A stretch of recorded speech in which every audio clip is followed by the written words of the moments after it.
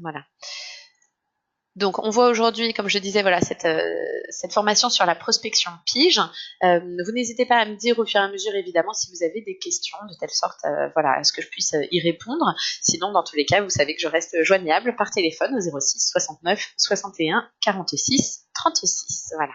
Et on commence du coup cette formation. Alors, voyons déjà la démarche.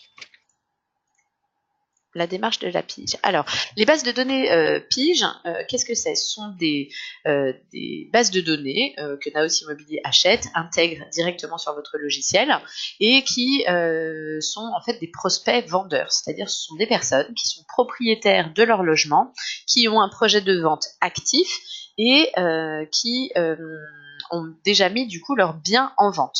Ces bases de données-là donc sont achetées, comme je disais, et sont intégrées dans votre outil, dans votre logiciel, de telle sorte que vous puissiez les contacter, vous présenter, proposer vos services pour pouvoir les accompagner dans leur projet immobilier. D'accord. Dans la mesure où ce sont des projets de vente qui sont déjà actifs, forcément, ce sont des biens qui sont déjà sur le marché, et donc ça vous donne la possibilité de récupérer des mandats assez rapidement, c'est-à-dire que le processus de prise de mandat est assez rapide, plus rapide que la prospection terrain que nous avons vue la dernière fois en formation, évidemment. Et en revanche, évidemment, les mandats générés par la pige sont souvent de moins bonne qualité, puisque contrairement à des mandats de prospection terrain, où là, du coup, vous allez être en contact avec les vendeurs dès le début de leur projet, dès leur première réflexion, avant qu'ils mettent en vente leurs biens, bah là, dans ce système de prospection pige, vous arrivez une fois que le bien est déjà arrivé sur le marché. Ça veut dire évidemment que le prix a déjà été déterminé, que jusqu'à présent, les vendeurs ont eu un certain nombre de questions, de besoins et besoins de conseils notamment, et que jusqu'à présent, ils n'ont pas été en contact avec vous. Donc ça veut dire que jusqu'à présent, ils se sont passés de vos services et donc forcément, vous arrivez après cette mise en vente. Donc ça donne lieu en effet à des mandats, souvent des mandats simples et des mandats moins qualitatifs, de moins bonne qualité que issus de la prospection terrain. Voilà. Alors cette base de données pige, elle est mise à jour en temps réel, intégrée dans votre logiciel directement.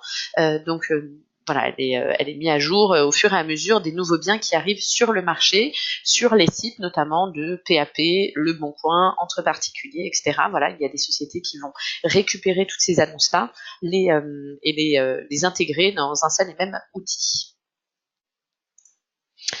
Alors, première chose à faire quand on aborde la prospection pige, ça va être déjà de bien se préparer à ce type de prospection. Il faut se mettre évidemment dans l'ambiance en quelque sorte.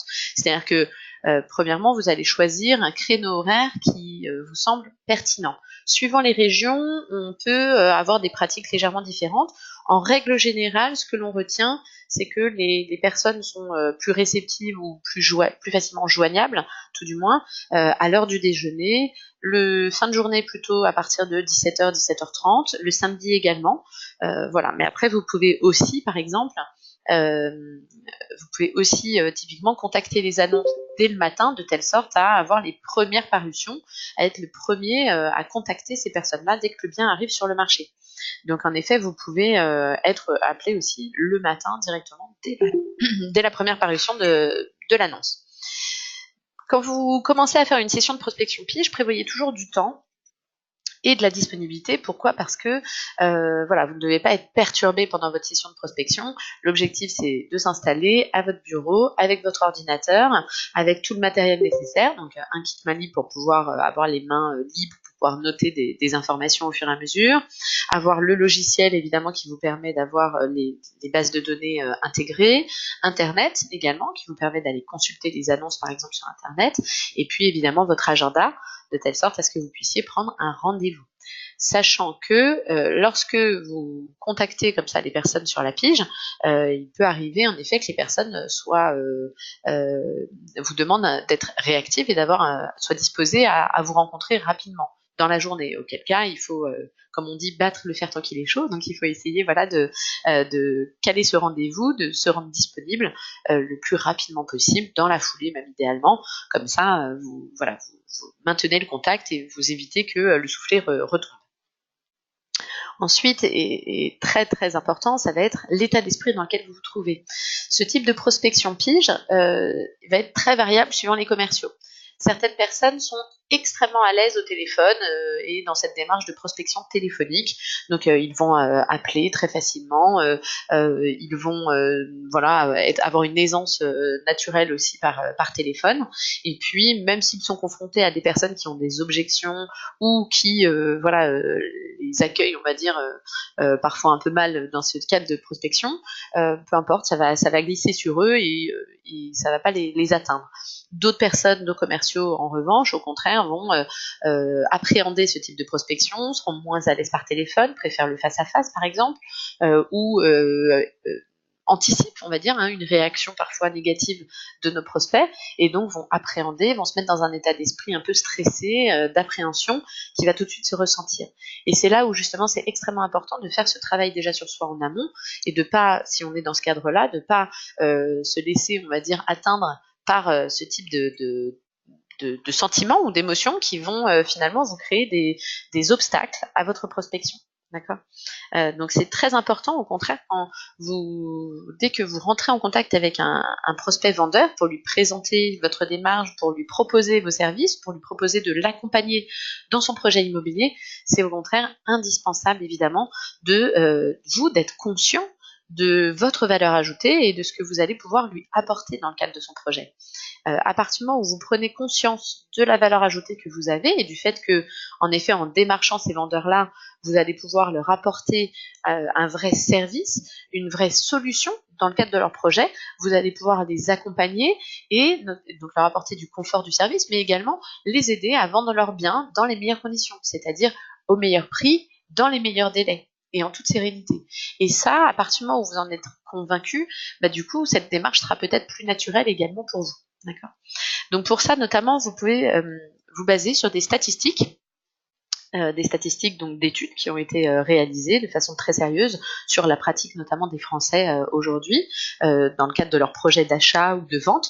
Et donc c'est une étude qui a été réalisée par IFOP en partenariat avec Meilleur Agent, sur laquelle je me base souvent justement pour apporter, on va dire, du poids à votre argumentaire, puisque vous allez pouvoir donner des données chiffrées. Voilà, pour montrer notamment que vous avez une vraie expertise et des outils performants qui leur permettront donc de faire aboutir leur projet dans les meilleures conditions.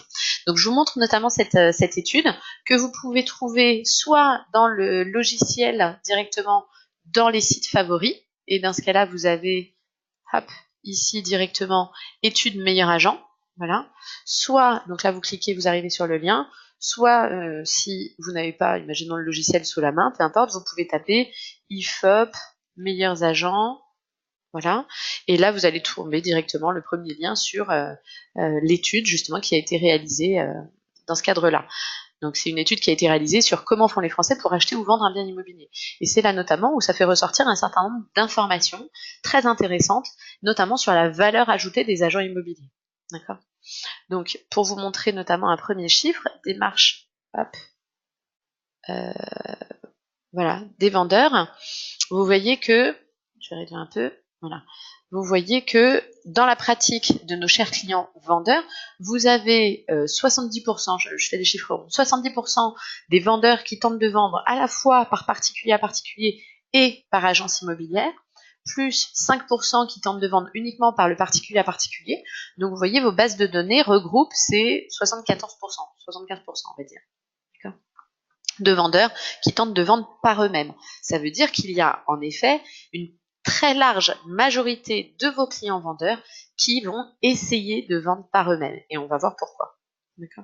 En parallèle, vous voyez que dans l'aboutissement des ventes, des transactions sur le marché français, vous avez 68% des ventes qui sont réalisées par les agences immobilières et uniquement 19% entre particuliers. Ça veut dire que la tendance s'inverse complètement entre les deux. C'est-à-dire qu'une grande majorité de Français tentent de vendre par eux-mêmes, mais une grande majorité des biens sont vendus par agence.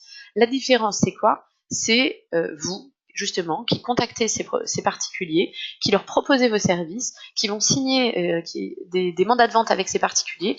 Et la différence, ça va être justement le fait que les agences immobilières proposent des services et ont des outils plus performants qui permettent de vendre dans les meilleures conditions.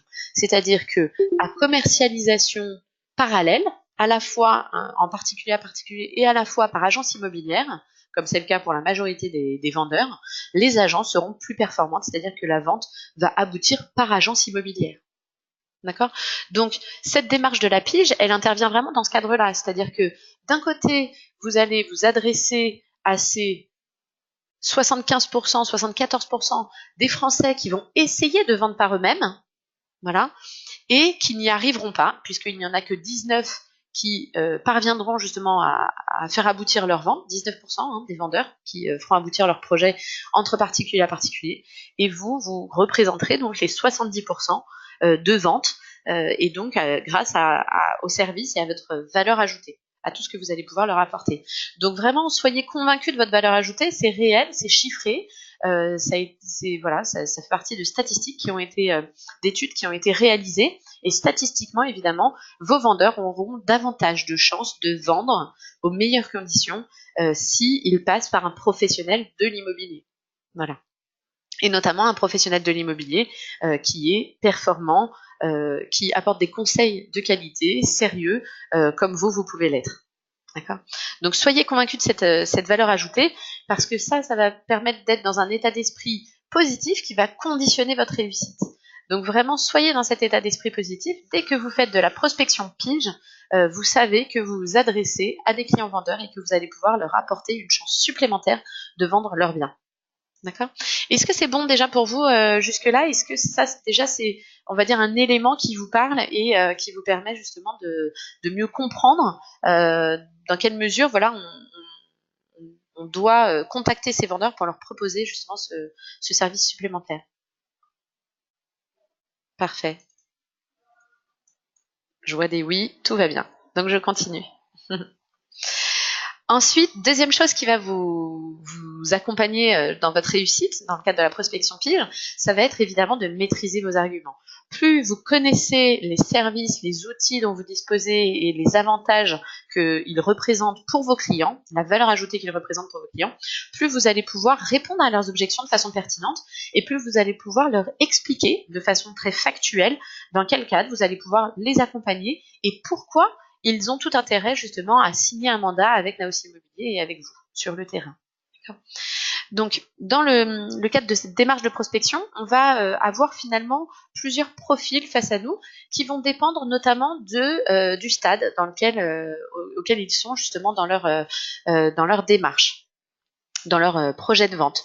C'est-à-dire que d'un côté, vous allez pouvoir contacter les personnes qui viennent tout juste de diffuser leur annonce, qui viennent tout juste de mettre leurs biens sur le marché, donc ils viennent de prendre la décision de mettre en vente leurs biens, et dans leur démarche notamment, ils ont pris cette décision, ils se sont dit en effet qu'ils allaient passer une annonce sur le Bon Coin ou le PAP, et ils ont rédigé l'annonce, ils ont déterminé le prix de vente et ils ont diffusé cette annonce. Et cette annonce, elle est du coup intégrée dans votre pige. Donc ça, ce sont des nouvelles annonces, des personnes qui viennent tout juste de mettre en vente leurs biens.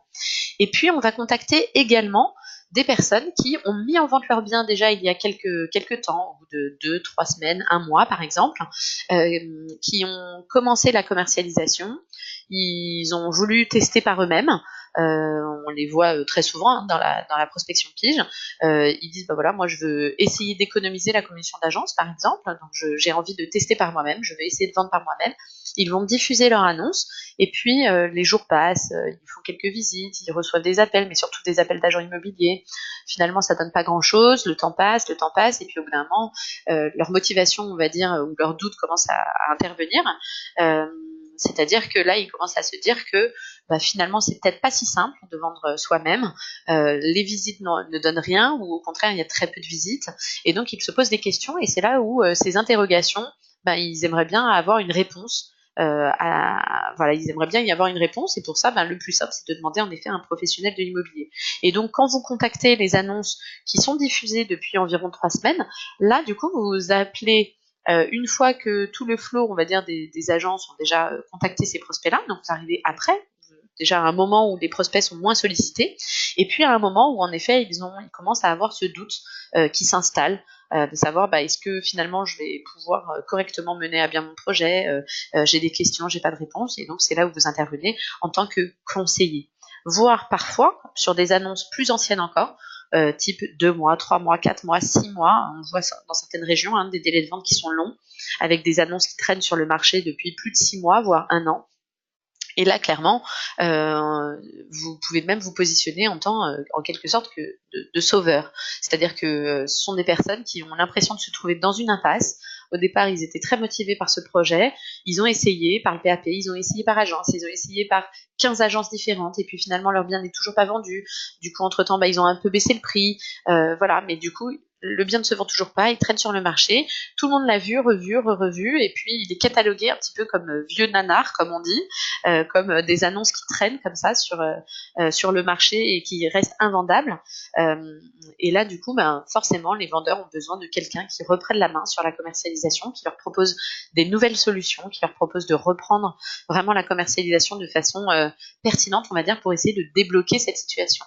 Donc il y a même certains propriétaires qui peuvent se retrouver parfois dans des situations difficiles où ils ont absolument besoin de vendre et ils ne savent plus comment faire. Donc là, on s'adresse même à des annonces qui sont beaucoup plus anciennes. Donc chaque stade de la commercialisation correspond aussi à des données, voilà, concernant notre vendeur, concernant nos prospects, qui vont être différentes. Pourquoi? Parce que à chaque étape de leur projet, ils vont avoir des appréhensions différentes, des doutes, des questions différentes, voilà, et donc des besoins de conseils différents. Donc c'est intéressant d'appeler les prospects à différents stades de leur projet, que ce soit dès l'apparition de l'annonce ou au contraire sur des annonces plus anciennes. Okay. Je vais vous montrer notamment sur le logiciel d'un point de vue pratique comment ça se passe. Donc je sors de mes sites favoris. Vous avez du coup la pige qui est intégrée directement là dans l'onglet pige. Et vous voyez par défaut en fait toutes les annonces qui apparaissent, qui ont été diffusées depuis le 12/6. Donc le logiciel vous propose par défaut les annonces qui datent de 1 semaine ou moins. Voilà. Sinon vous pouvez revenir plus en avant sur le logiciel. Et puis la localisation, ça sont des codes postaux que vous avez donnés souvent à Audrey et qu'elle a intégré directement sur votre logiciel. Donc là, par exemple, voilà, je suis sur des codes postaux du 92, sur des annonces diffusées depuis le 12/6, et donc je vois qu'il y a 73 annonces piges parues.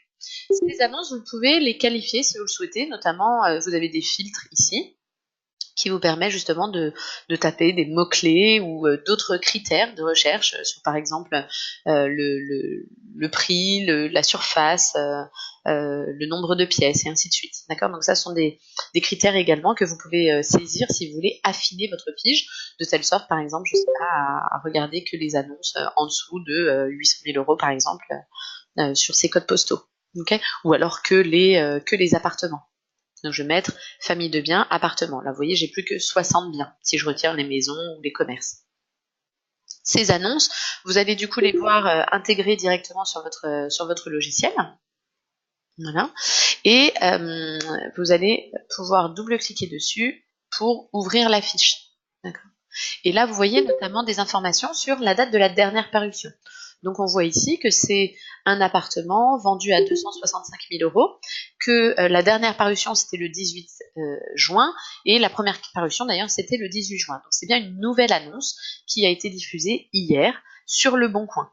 D'accord? Et vous avez le lien pour aller voir l'annonce directement sur internet. Donc là ça vous retrouve le T2 loué avec balcon et ainsi de suite. Et toutes les informations. D'accord? Cette annonce, on voit le numéro de téléphone ici, on voit le prix. Et donc, si vous prenez des annonces parfois voilà, plus anciennes, ou ici, on voit notamment des évolutions de prix. Donc, vous voyez notamment quand le prix a baissé, par exemple. Une annonce au pif, vous voyez ici que là, c'est une annonce qui a été parue de nouveau le 12 juin, mais que la première parution datait du 25 mai, donc 15 jours à peu près avant. D'accord. Au départ, ils ont diffusé le bien à 279 000 € et aujourd'hui, le bien est présenté à 265 000 €. D'accord. Et on voit du coup que c'est une nouvelle parution. Donc en fait, ce sont des propriétaires typiquement qui ont testé. Le 27 mai, ils ont mis en vente leur bien au prix de 279.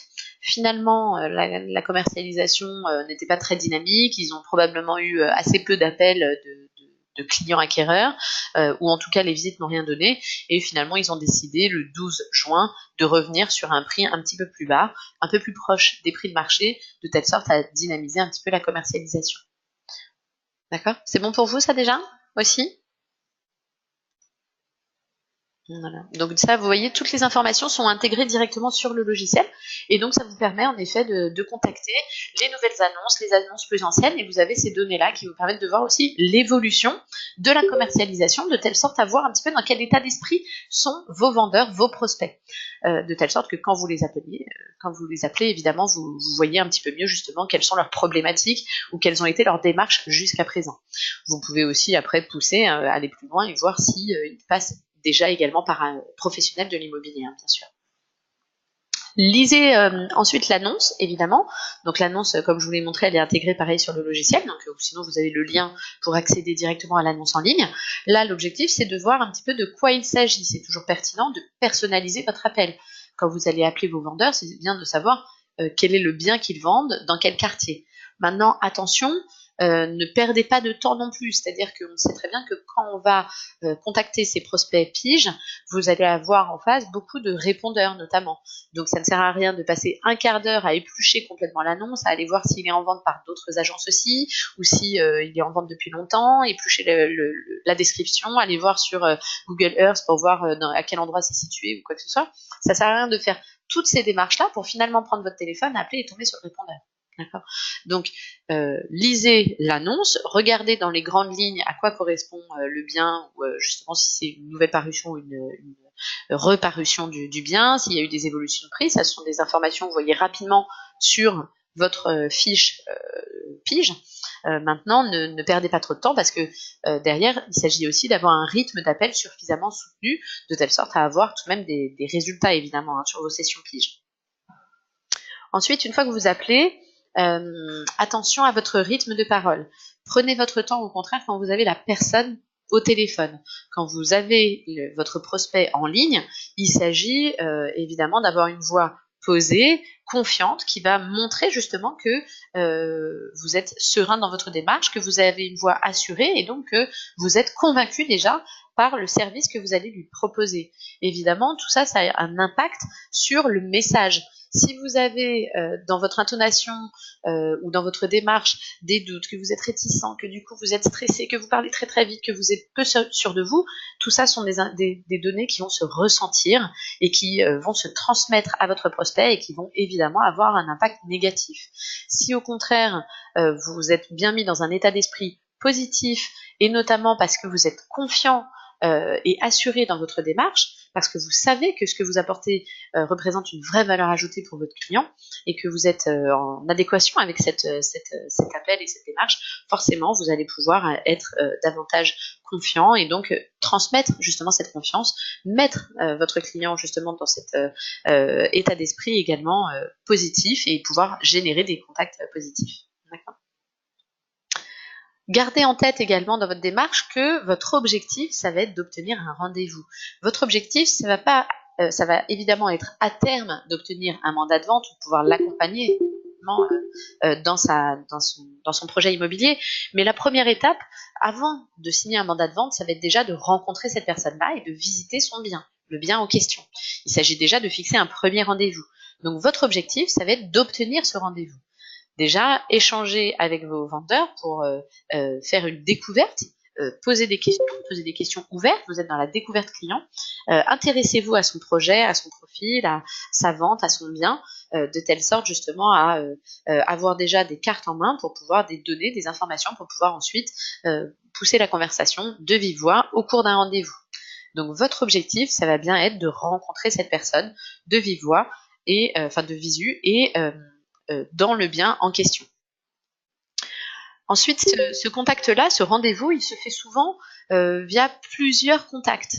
Le principe, c'est que pour pouvoir obtenir un rendez-vous, vous allez devoir mettre votre prospect en confiance. Vous allez devoir lui transmettre justement la certitude que il a un intérêt à vous rencontrer et que notamment vous pouvez vraiment lui apporter quelque chose de performant, pertinent dans le cadre de son projet. Des conseils, des outils, un accompagnement, un service une performance dans la commercialisation. Et pour être convaincu de ça, vous avez évidemment des arguments que l'on va voir ensemble, que vous allez pouvoir avancer pour leur montrer justement cette valeur ajoutée. Vous avez également la confiance en vous qui va se transmettre. Et souvent, ça va également passer par plusieurs contacts. C'est-à-dire que la relance va être souvent nécessaire pour pouvoir mettre en confiance justement suffisamment votre prospect pour pouvoir le rencontrer. Finalement, c'est un peu comme en quelque sorte un flyer. C'est-à-dire le premier flyer, si la personne va voir Naos Immobilier, va voir votre nom, mais par défaut, elle va se dire c'est du démarchage, ça ne m'intéresse pas. D'accord. Et puis, deuxième contact, ils vont se dire, tiens, finalement, cette personne-là est quand même rigoureuse, elle pense à me rappeler, au moins, elle est davantage professionnelle que les autres.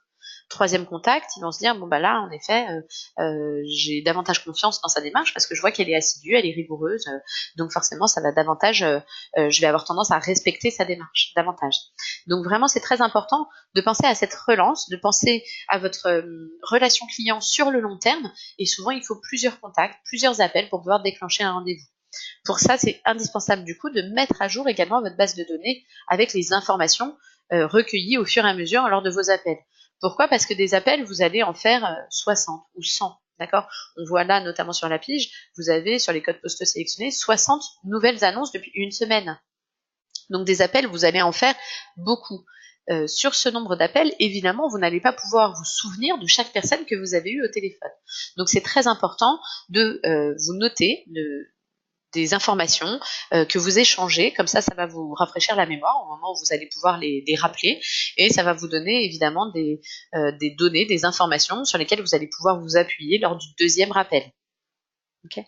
Ces informations, notamment pour mettre à jour votre base de données et noter ces informations, si je me remets sur le logiciel, vous allez pouvoir les noter dans les remarques personnelles ici. Donc lorsque vous avez la personne au téléphone, votre prospect, que vous avez un premier contact téléphonique, vous pouvez mettre la date, même si elle se met directement ici puisque c'est la date de la dernière modification. Et puis vous allez pouvoir mettre notamment que cette personne, vous avez échangé sur le prix par exemple, ou sur son type de bien, vous allez donner les détails, et ainsi de suite. Si par exemple c'est une personne qui vous a dit, écoutez, non, votre démarche ne m'intéresse pas parce que je suis déjà accompagnée par un professionnel de l'immobilier, vous allez noter qu'ils sont déjà en mandat avec une agence. Vous allez essayer de voir quelle agence, et ainsi de suite. Toutes ces informations, vous allez pouvoir les noter ici, puis enregistrer votre fiche, de telle sorte à la prochaine fois, lorsque vous allez relancer cette personne-là, à voir l'historique de votre premier appel. D'accord? Ça sert de CRM. C'est un outil de CRM, c'est-à-dire un outil de suivi de vos contacts. Ça marche? Sur ces contacts-là, sur ces fiches-là, vous allez également pouvoir vous fixer des dates de relance en disant, j'ai contacté cette personne le 19/6, voilà, et je prévois de la relancer le 22, vendredi, par exemple, ou semaine prochaine, où vous pouvez aller voir votre calendrier et fixer sur votre calendrier. Et cette date de relance, du coup, elle va s'intégrer sur votre logiciel, dans votre page d'accueil, au niveau de vos tâches. Ça va s'indiquer ici. Ça marche? Donc là, voilà, ça vous permet de fixer des relances et de pouvoir justement penser à bien rappeler les personnes de façon régulière et de ne pas avoir de prospects comme ça qui passent à la trappe ou que vous omettez de rappeler. Deuxième chose également importante pour pouvoir programmer vos relances, ça va être ici dans l'état de la fiche contact. Vous allez pouvoir modifier l'état au fur et à mesure des appels que vous allez passer.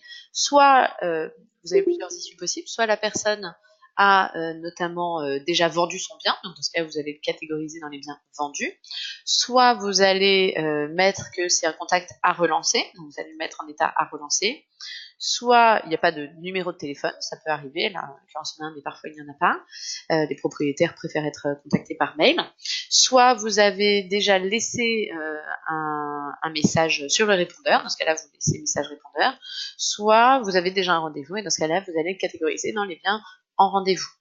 D'accord?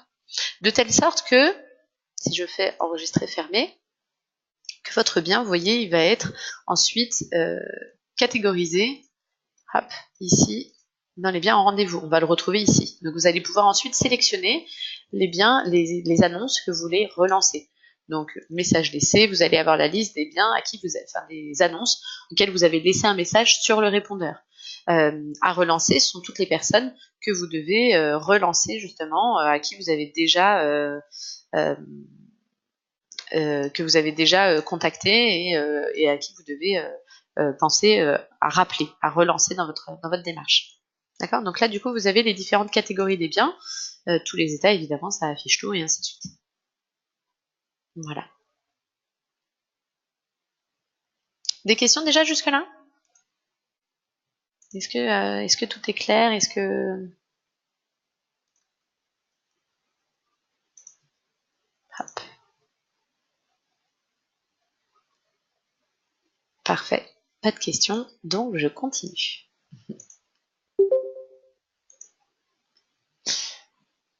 Alors, dans les étapes de votre argumentaire, il va falloir passer par plusieurs stades, d'accord, qui va vous permettre de d'avoir un discours plus performant. Première chose déjà, vous vous présentez et vous vérifiez qu'il s'agit du bon interlocuteur. Pourquoi se présenter? Parce que quand vous adoptez une technique de je laisse le doute sur mon identité, est-ce que je suis professionnel ou est-ce que je suis particulier, etc. C'est comme si finalement vous ne jouiez pas franc jeu, c'est-à-dire que vous laissez volontairement le doute pour tromper votre interlocuteur. Or, votre objectif, ça va être de le mettre en confiance. Vous comprenez bien que si dès le départ, vous adoptez un discours un peu filou pour essayer de passer entre les mailles du filet, forcément, vous risquez d'avoir l'effet inverse, c'est-à-dire une personne qui, au contraire, va être méfiante dans votre démarche parce que elle voit que vous avez laissé le doute planer exprès pour pouvoir entamer cette discussion. Et puis le moment où vous dites en effet que vous êtes un professionnel de l'immobilier, du coup, il risque d'être agacé plus qu'autre chose. D'accord? Donc, moi, je suis plutôt d'avis, en effet, de toujours jouer franc jeu. On essaye d'obtenir la confiance de nos prospects. Donc, présentez-vous en tant que conseiller en immobilier. Alors, pareil, certains disent, voilà, je ne suis pas une agence, je suis mandataire en immobilier. Voilà. Alors, le fait d'être à son compte, le fait d'être chef d'entreprise, et voilà, ça peut montrer une certaine motivation complémentaire à vos vendeurs. Ça peut montrer en effet que, contrairement à des agences qui peuvent avoir, par exemple, pour certaines, des objectifs de rentrée de mandat, là, vous, votre objectif, ce n'est pas de rentrer des mandats pour avoir du mandat, c'est de rentrer des mandats pour pouvoir faire des ventes. Je vous rappelle que vous êtes payé, vous êtes rémunéré par votre client uniquement à l'acte authentique. C'est-à-dire que tout le travail que vous allez fournir, le temps, l'énergie que vous allez passer justement pour les accompagner dans le cadre de leur projet de vente, ne sera rémunéré que au moment où ils récupéreront le fruit de leur vente, au moment où vous aurez effectivement mis en relation un vendeur et un acquéreur, et où justement cette transaction aboutira sur un acte authentique. Donc forcément, en tant qu'indépendant et chef d'entreprise, vous êtes davantage sensibilisé évidemment aux résultats, c'est-à-dire que vous, votre objectif, c'est bien de faire aboutir ce projet et pas simplement de rentrer du mandat pour avoir des mandats. D'accord, on n'est pas du tout dans cette catégorie-là. Donc forcément, ça c'est quelque chose que vous pouvez mettre en avant vis-à-vis de vos vendeurs, en disant, vous savez, monsieur le vendeur, moi mon objectif, ce n'est pas d'avoir un mandat. Un mandat, ça ne me paye pas, c'est pas ça qui va me nourrir à la fin du mois. Moi, ce que je veux, c'est que l'on travaille ensemble pour pouvoir aboutir sur une vente, pour pouvoir trouver l'acquéreur qui vous achètera votre bien dans les meilleures conditions et ce qui nous permettra d'arriver jusqu'à l'acte authentique. Parce que c'est uniquement sous cette condition sine qua non que je pourrais être rémunéré, d'après la loi. D'accord ? Donc ça, en effet, c'est quelque chose que vous pouvez mettre en avant. En revanche, après, tout ce qui est que vous soyez mandataire, agent commercial, en agence ou en réseau, en soi, on fait à peu près tous le même travail, de façon plus ou moins qualitative, mais on fait le même travail. On est agent immobilier, on est conseiller immobilier, on est là pour signer des mandats de vente, accompagner nos clients dans la vente de leur logement et trouver un acquéreur. On est là pour mettre en relation un vendeur et un acquéreur, être intermédiaire, faire en sorte que les deux s'entendent, trouvent un terrain d'entente sur les conditions de la vente et les rassurer et les accompagner jusqu'à l'acte authentique. Donc en termes de métier, on va dire, que ce soit en agence ou en réseau, c'est le même métier. Voilà. En revanche, après, on ne fait pas tous notre métier de la même façon, ni avec les mêmes outils. Voilà. Et ni avec la même motivation, ni avec les mêmes objectifs parfois. Ensuite, gardez en tête également que lorsque vous rentrez en contact par téléphone avec votre prospect, vous avez très peu de temps pour capter son attention. C'est-à-dire que, par défaut, votre prospect va avoir instinctivement envie de repousser votre démarche. Par défaut, dès que vous mettez-vous dans cet état d'esprit-là, hein, quand vous recevez un appel d'une personne qui vous démarche, par défaut, vous allez presque vous braquer, attendre de voir si la personne est différente des autres ou a quelque chose de plus à vous apporter ou si vous avez un intérêt dans cette discussion. D'accord ? Donc l'objectif, c'est d'accrocher votre prospect et pour ça, le mieux, c'est d'avoir un bénéfice client fort. Rentrer directement dans le vif du sujet. Ça sert à rien de tourner autour du pot. Donc, soit vous leur posez des questions sur leur projet, sur leurs biens, de telle sorte à les faire parler d'eux parce que c'est ça qui va les intéresser, soit vous avancez directement la valeur ajoutée que vous pouvez leur apporter dans le cadre de ce projet. Type, par exemple, je suis là pour vous donner les outils qui vont vous permettre de vendre au meilleur prix ou qui vont vous garantir de vendre au meilleur prix. D'accord ? Et on va voir après notamment le détail des arguments. Ensuite, demandez à ce moment-là, une fois que vous avez capté son attention, une fois que vous avez avancé ce bénéfice client fort qui suscite sa curiosité ou son intérêt, à ce moment-là, demandez s'il a quelques instants à vous consacrer. À ce moment-là, si il vous dit oui, dans ce cas-là, vous savez qu'il sera attentif, c'est lui qui a donné son accord pour pouvoir échanger, donc là, vous partez d'égal à égal, soit s'il n'est pas disponible, dans ce cas-là, vous pouvez reprogrammer un autre appel en disant bah, dites-moi à quel moment je peux vous recontacter et vous refixer un rendez-vous téléphonique à un moment où il sera disponible. Ensuite, une fois que vous avez son attention, là, vous pouvez rentrer dans le détail, argumenter, détailler votre service, vos outils, votre valeur ajoutée, comment vous allez pouvoir travailler ensemble. L'objectif, c'est de montrer que vous êtes là pour travailler ensemble, en partenariat, pour faire aboutir son projet. Vous apportez une certaine complémentarité également dans son projet. On va voir maintenant, après tous les arguments, les objections et les réponses à objections. Quand vous avez cette personne en face de vous, dites-vous que ce qui intéresse cette personne, c'est de parler de son projet. C'est pas tant de parler de vous. Donc, évitez de monopoliser la parole. Hein. Vous êtes là pour faire une découverte client. Et puis, plus vous poserez des questions à votre prospect, plus il vous donnera les bonnes clés pour pouvoir argumenter et pour pouvoir faire mouche, c'est-à-dire pour pouvoir avancer les arguments qui seront les plus parlants pour lui. Donc, on est dans la découverte client, vous posez des questions ouvertes, des questions voilà, qui incitent justement à dévoiler son projet, son profil, son bien, et ainsi de suite. Et écoutez votre interlocuteur. Ayez de l'empathie, ayez une attention vraiment pour votre interlocuteur. Soyez une oreille attentive, il va vous donner beaucoup d'informations, beaucoup de clés qui vont vous permettre derrière de pouvoir avancer des bons arguments, de pouvoir rebondir sur ces clés-là, montrer qu'on a bien écouté. Et plus vous aurez écouté votre prospect, plus vous pourrez personnaliser vos conseils et plus vous pourrez lui montrer que vous faites un accompagnement également adapté à son besoin, à son projet, à son bien. Chaque projet est unique et il faut justement leur montrer qu'on en a pris conscience. D'accord ? Donc ça, c'est vraiment extrêmement important. Comme on voit en formation régulièrement, un bon commercial, c'est quelqu'un qui a 2 yeux, 2 oreilles, une seule bouche, 2 fois plus de raisons d'observer et d'écouter que de parler. Avant tout, on est là pour prendre vraiment toutes les informations et être attentif à toutes les informations que notre prospect va pouvoir nous donner. C'est ça qui va nous donner les bonnes clés derrière. Une fois que vous avez capté son intérêt et que vous avez posé ces questions, pensez toujours aussi à poser une question qui va soulever un manque ou un doute, qui va lui donner envie d'en savoir plus. C'est-à-dire que aujourd'hui, il passe une annonce par le particulier à particulier, par exemple, donc il va toucher une certaine clientèle de particulier à particulier. Ça veut dire quoi ? Ça veut dire que pour le moment, s'il ne passe pas par un agent immobilier, il ferme la porte à tout un profil d'acquéreurs qui regarde par agence immobilière.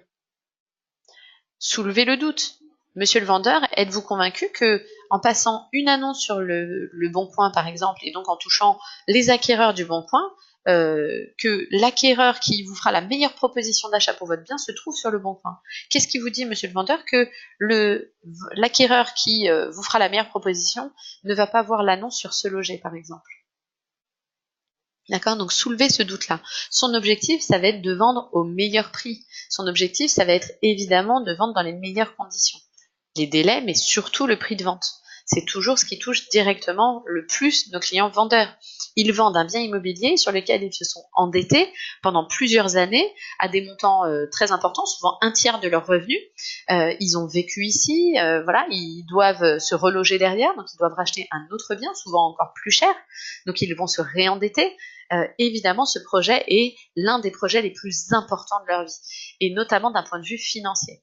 Et vous pouvez être sûr qu'un vendeur qui a deux acquéreurs aura toujours tendance à choisir celui qui propose le meilleur prix. C'est souvent une question de prix. Voilà. Ce qui intéresse nos vendeurs, c'est de vendre au meilleur prix. Donc, soulevez justement ce doute-là. Monsieur le vendeur, est-ce que vous êtes convaincu de vendre au meilleur prix en touchant que les acquéreurs du bon coin? Ça, c'est une question qui va soulever un doute. D'accord? À ça, vos vendeurs, s'ils veulent vendre au meilleur prix, peut-être qu'ils devraient réfléchir justement à toucher un maximum d'acquéreurs pour trouver celui qui fera la meilleure offre, pour pouvoir les mettre en concurrence. Et on est là dans ce cadre-là, on est là notamment pour leur apporter un service complémentaire qui vont leur permettre justement de toucher un maximum d'acquéreurs pour être sûr de vendre au meilleur prix. D'accord. On propose toujours un début de solution par téléphone, mais attention, ne donnez pas toutes vos cartes par téléphone. L'objectif, c'est dès que vous avez en gros ferré le poisson, en quelque sorte, c'est-à-dire une fois que vous avez votre acquéreur, votre prospect, qui a cette curiosité attisée, dans ce cas-là, vous proposez un rendez-vous. Et attention, encore une fois, votre objectif, c'est d'obtenir un rendez-vous avec ses prospects pour pouvoir échanger plus en détail, voir le bien en question, échanger et pouvoir ensuite donner des conseils. Ne proposez pas ce rendez-vous trop tard dans la discussion, dans l'échange téléphonique. Dès que vous voyez que la personne, votre prospect, porte un certain intérêt à votre discours, proposez un rendez-vous. Vous dites, écoutez, moi je suis à côté, je travaille sur le secteur, je suis tous les jours sur le terrain, votre maison, je vois très bien où elle est, je peux y passer très facilement. Est-ce que vous êtes disponible justement fin de journée aujourd'hui? Comme ça, on se rencontre, vous me présentez votre bien, on échange un peu plus en détail et c'est plus agréable de vivre. Proposer un rendez-vous et pensez à proposer ce rendez-vous pas trop tard dans la discussion. Dès que vous voyez que la personne a un intérêt, vous proposez un rendez-vous. Ok? À l'issue de cette conversation téléphonique, du coup, soit votre prospect souhaite vous rencontrer, et dans ce cas-là, comme je le disais tout à l'heure, c'est très important de fixer un rendez-vous très rapidement, d'être réactif, de battre le fer tant qu'il est chaud, comme on dit. Donc, vous fixez un rendez-vous dans les 2 jours maximum. On sait très bien que statistiquement, un rendez-vous qui est fixé plus de 2 jours après l'appel téléphonique a beaucoup de risques, évidemment, d'être annulé. Donc, forcément, essayez d'être réactif et de fixer un rendez-vous le jour même, le lendemain, éventuellement 2 jours plus tard, mais voilà, très rapidement, de telle sorte à éviter derrière d'avoir des rendez-vous qui s'annulent. Et ensuite, essayez également, dans la mesure du possible, de qualifier ce rendez-vous. C'est-à-dire, de faire en sorte que l'ensemble des propriétaires soient bien présents et disponibles lors de ce rendez-vous. Pourquoi? Parce que l'objectif de ce rendez-vous ensuite, ça va être évidemment la prise de mandat. Et pour ça, vous devez convaincre l'ensemble des propriétaires, puisque l'ensemble des propriétaires, évidemment, va devoir signer votre mandat de vente. Donc, c'est très important de s'adresser directement à toutes les personnes concernées par ce projet, et notamment toutes les personnes qui vont devoir apposer leur signature sur le mandat.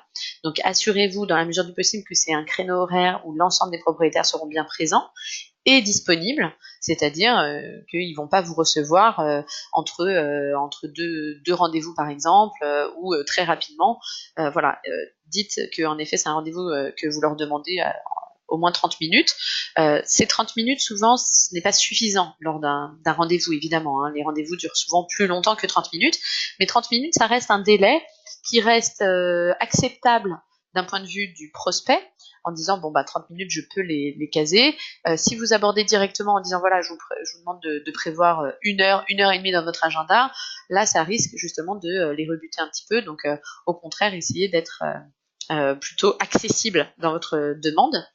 Et puis, pensez bien évidemment aussi à confirmer les coordonnées, l'adresse, le code d'accès ou l'interphone quand c'est un immeuble. Pareil, c'est très important, évitez de prendre le rendez-vous et puis après vous raccrochez et vous dites « mince, j'ai pas demandé l'adresse exacte » ou « mince, j'ai pas le code d'entrée ». Ça fait peu professionnel. Donc vraiment, pensez à qualifier votre fiche contact. Vous demandez bien les coordonnées, téléphoniques, mail, les adresses, le code d'accès et puis vous pouvez confirmer votre rendez-vous par SMS ou par mail. Voilà, c'est c'est pareil, toujours très bien hein, de laisser une trace ensuite, une validation. Cher monsieur untel, j'ai le plaisir de vous confirmer notre rendez-vous tel jour à telle heure, etc. D'accord. Comme ça, vous pouvez laisser en plus vos coordonnées par écrit, puisque le seul contact que vous avez eu pour le moment avec ce prospect, c'est par téléphone. Donc le fait de renvoyer ensuite un SMS ou un mail, ça permet de laisser bien vos coordonnées de telle sorte à ce qu'il puisse bien noter votre nom, votre prénom et ainsi de suite. Dans votre signature mail, on met même vos photos. Et vous pouvez notamment personnaliser également votre signature en mettant par exemple des avis clients, c'est très important. Alain, typiquement là, de Bourgogne, c'est vrai que on reçoit très régulièrement des avis clients très favorables, même excellents évidemment. Donc ça, c'est quelque chose qui est intéressant justement à mettre derrière dans votre présentation. Donc dans votre signature mail par exemple, dans un book que vous allez pouvoir faire avec vos biens vendus, avec vos dernières ventes, les produits que vous avez en vente ou les avis clients. Voilà, ça montre notamment votre façon de travailler et ça va justement vous permettre d'obtenir plus facilement aussi la confiance de vos prospects. Donc avant le rendez-vous, envoyez un petit mail de confirmation avec votre signature derrière avec des avis clients. C'est quelque chose qui va vous permettre de favoriser justement ce premier rendez-vous et de mettre toutes les chances de votre côté parce que vous allez déjà générer un capital confiance, un capital sympathie grâce à cette confirmation et à votre professionnalisme et votre rigueur tout en amont justement de ce premier rendez-vous. D'accord ? Donc n'hésitez pas en effet à vous servir de ces outils-là pour pouvoir favoriser ce premier contact, ce premier rendez-vous. Deuxième issue possible à notre appel de prospection pige, ça va être justement une personne qui ne souhaite pas vous rencontrer. Donc, voire d'ailleurs qui ne souhaite pas échanger avec vous, même sur son projet qui est plutôt réfractaire à votre appel. Pensez dans ce cas-là à demander aussi s'il a un projet d'achat. C'est toujours pertinent de voir le projet de nos prospects dans sa globalité. Un vendeur, très souvent, vend sa résidence principale. Une fois qu'il a vendu sa résidence principale, il va bien devoir se reloger. Donc ça veut dire que derrière, il aura un projet d'acquisition. Il faut bien voir son projet de bout en bout, c'est-à-dire il faut voir son projet de vente et son projet d'achat parce que les deux sont liés. D'accord. Si c'est la vente d'un investissement locatif, par exemple, ou d'un bien d'une résidence secondaire, cette personne-là va avoir de l'argent débloqué dans le cadre de cette vente. Ça veut dire que derrière, cet argent-là, il va peut-être avoir envie de le réinvestir dans l'acquisition justement d'un investissement locatif ou dans une autre résidence secondaire ou dans sa résidence principale. Donc, lorsqu'il y a qui dit vente, dit derrière souvent projet d'acquisition. Donc, intéressez-vous également au projet d'achat de vos clients, évidemment, vendeurs. Ça marche. Ensuite, prévenez dans ce cas-là que vous permettrez de recontacter cette personne-là semaine prochaine pour voir l'évolution de son projet, pour voir si tout se passe dans les meilleures conditions pour lui. Pensez également à qualifier le contact, demander l'adresse mail ou sinon envoyer un SMS derrière pour laisser une trace écrite, encore une fois, avec votre nom, votre prénom, vos coordonnées téléphoniques. Évidemment, faut pas rêver, derrière ces personnes-là ne vont pas vous recontacter, d'accord ? C'est très rare que en laissant un mail ou quoi que ce soit, que les personnes vous rappellent directement. En revanche, vous aurez laissé déjà une trace de ce premier contact, vous aurez montré que vous êtes une personne professionnelle, rigoureuse, elle aura vos coordonnées et donc elle aura vu votre nom, Naos Immobilier, votre démarche, et le moment où vous les rappellerez, eh bien forcément, elle se souviendra davantage de vous. Et c'est ça tout l'enjeu. Laissez évidemment une bonne image, ça c'est important aussi. J'ai déjà vu des commerciaux qui, au bout de 1 heure de pige, étaient fatigués, énervés par l'appel précédent, où le propriétaire avait été peut-être un peu désagréable. Et puis c'est la goutte d'eau qui fait déborder le vase. D'un seul coup, il s'énerve un peu par téléphone. Surtout pas, d'accord ? Évidemment, vous ne pouvez pas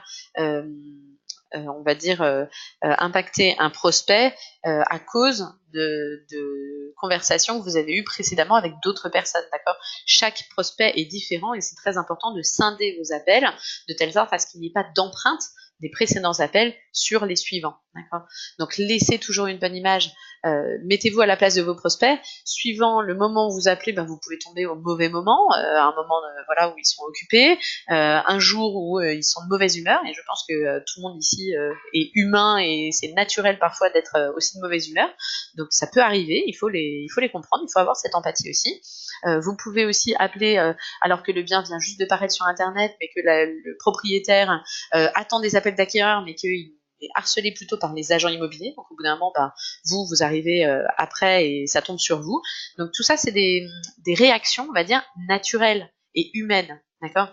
Donc c'est pas que votre prospect en face est méchant. D'accord? C'est juste que il est dans un état d'esprit agacé par certaines choses. Et ça peut arriver. Et ce n'est pas vous, ce n'est pas votre faute, c'est simplement le timing qui veut ça.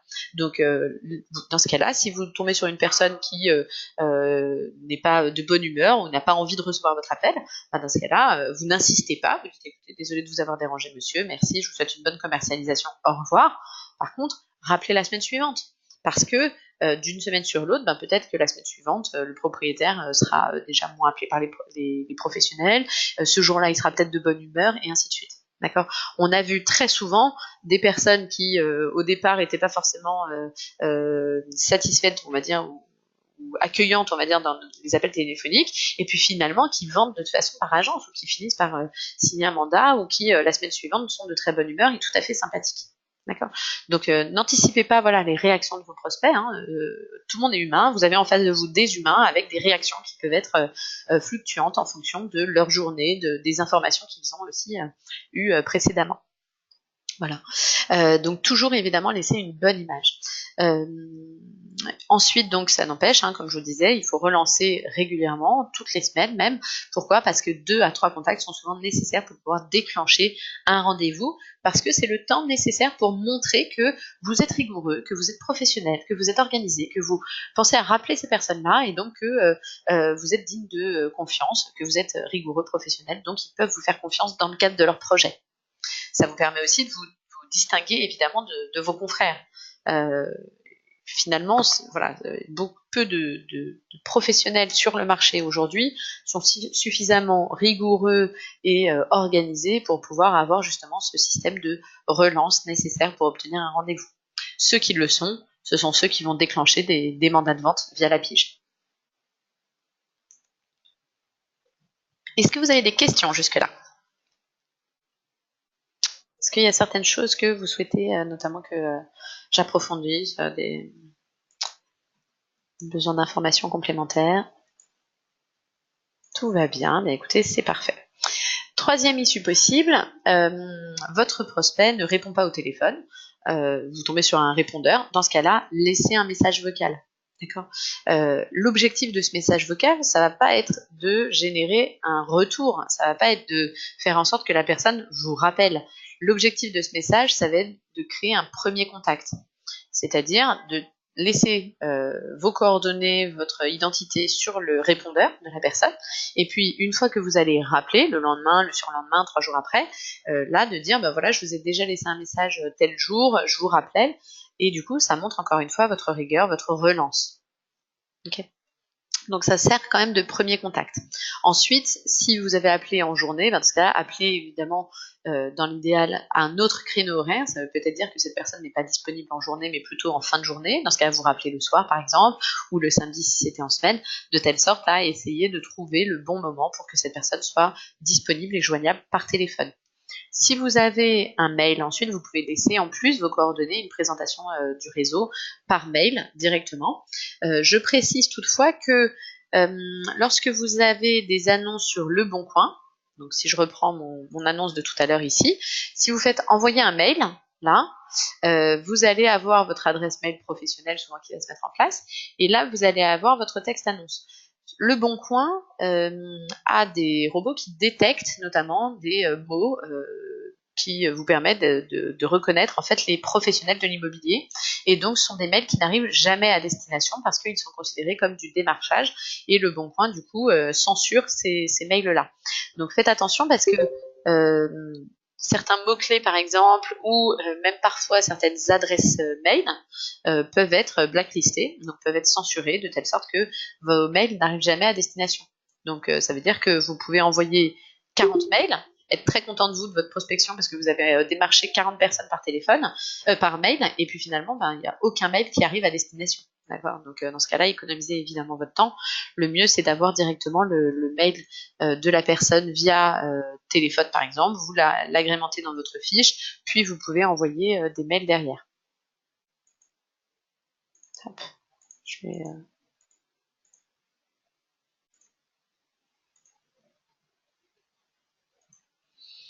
Alors, maintenant, un exemple d'approche. Quand on a un premier contact, on va dire, avec ce prospect, comme je disais, voilà, on a cette trame.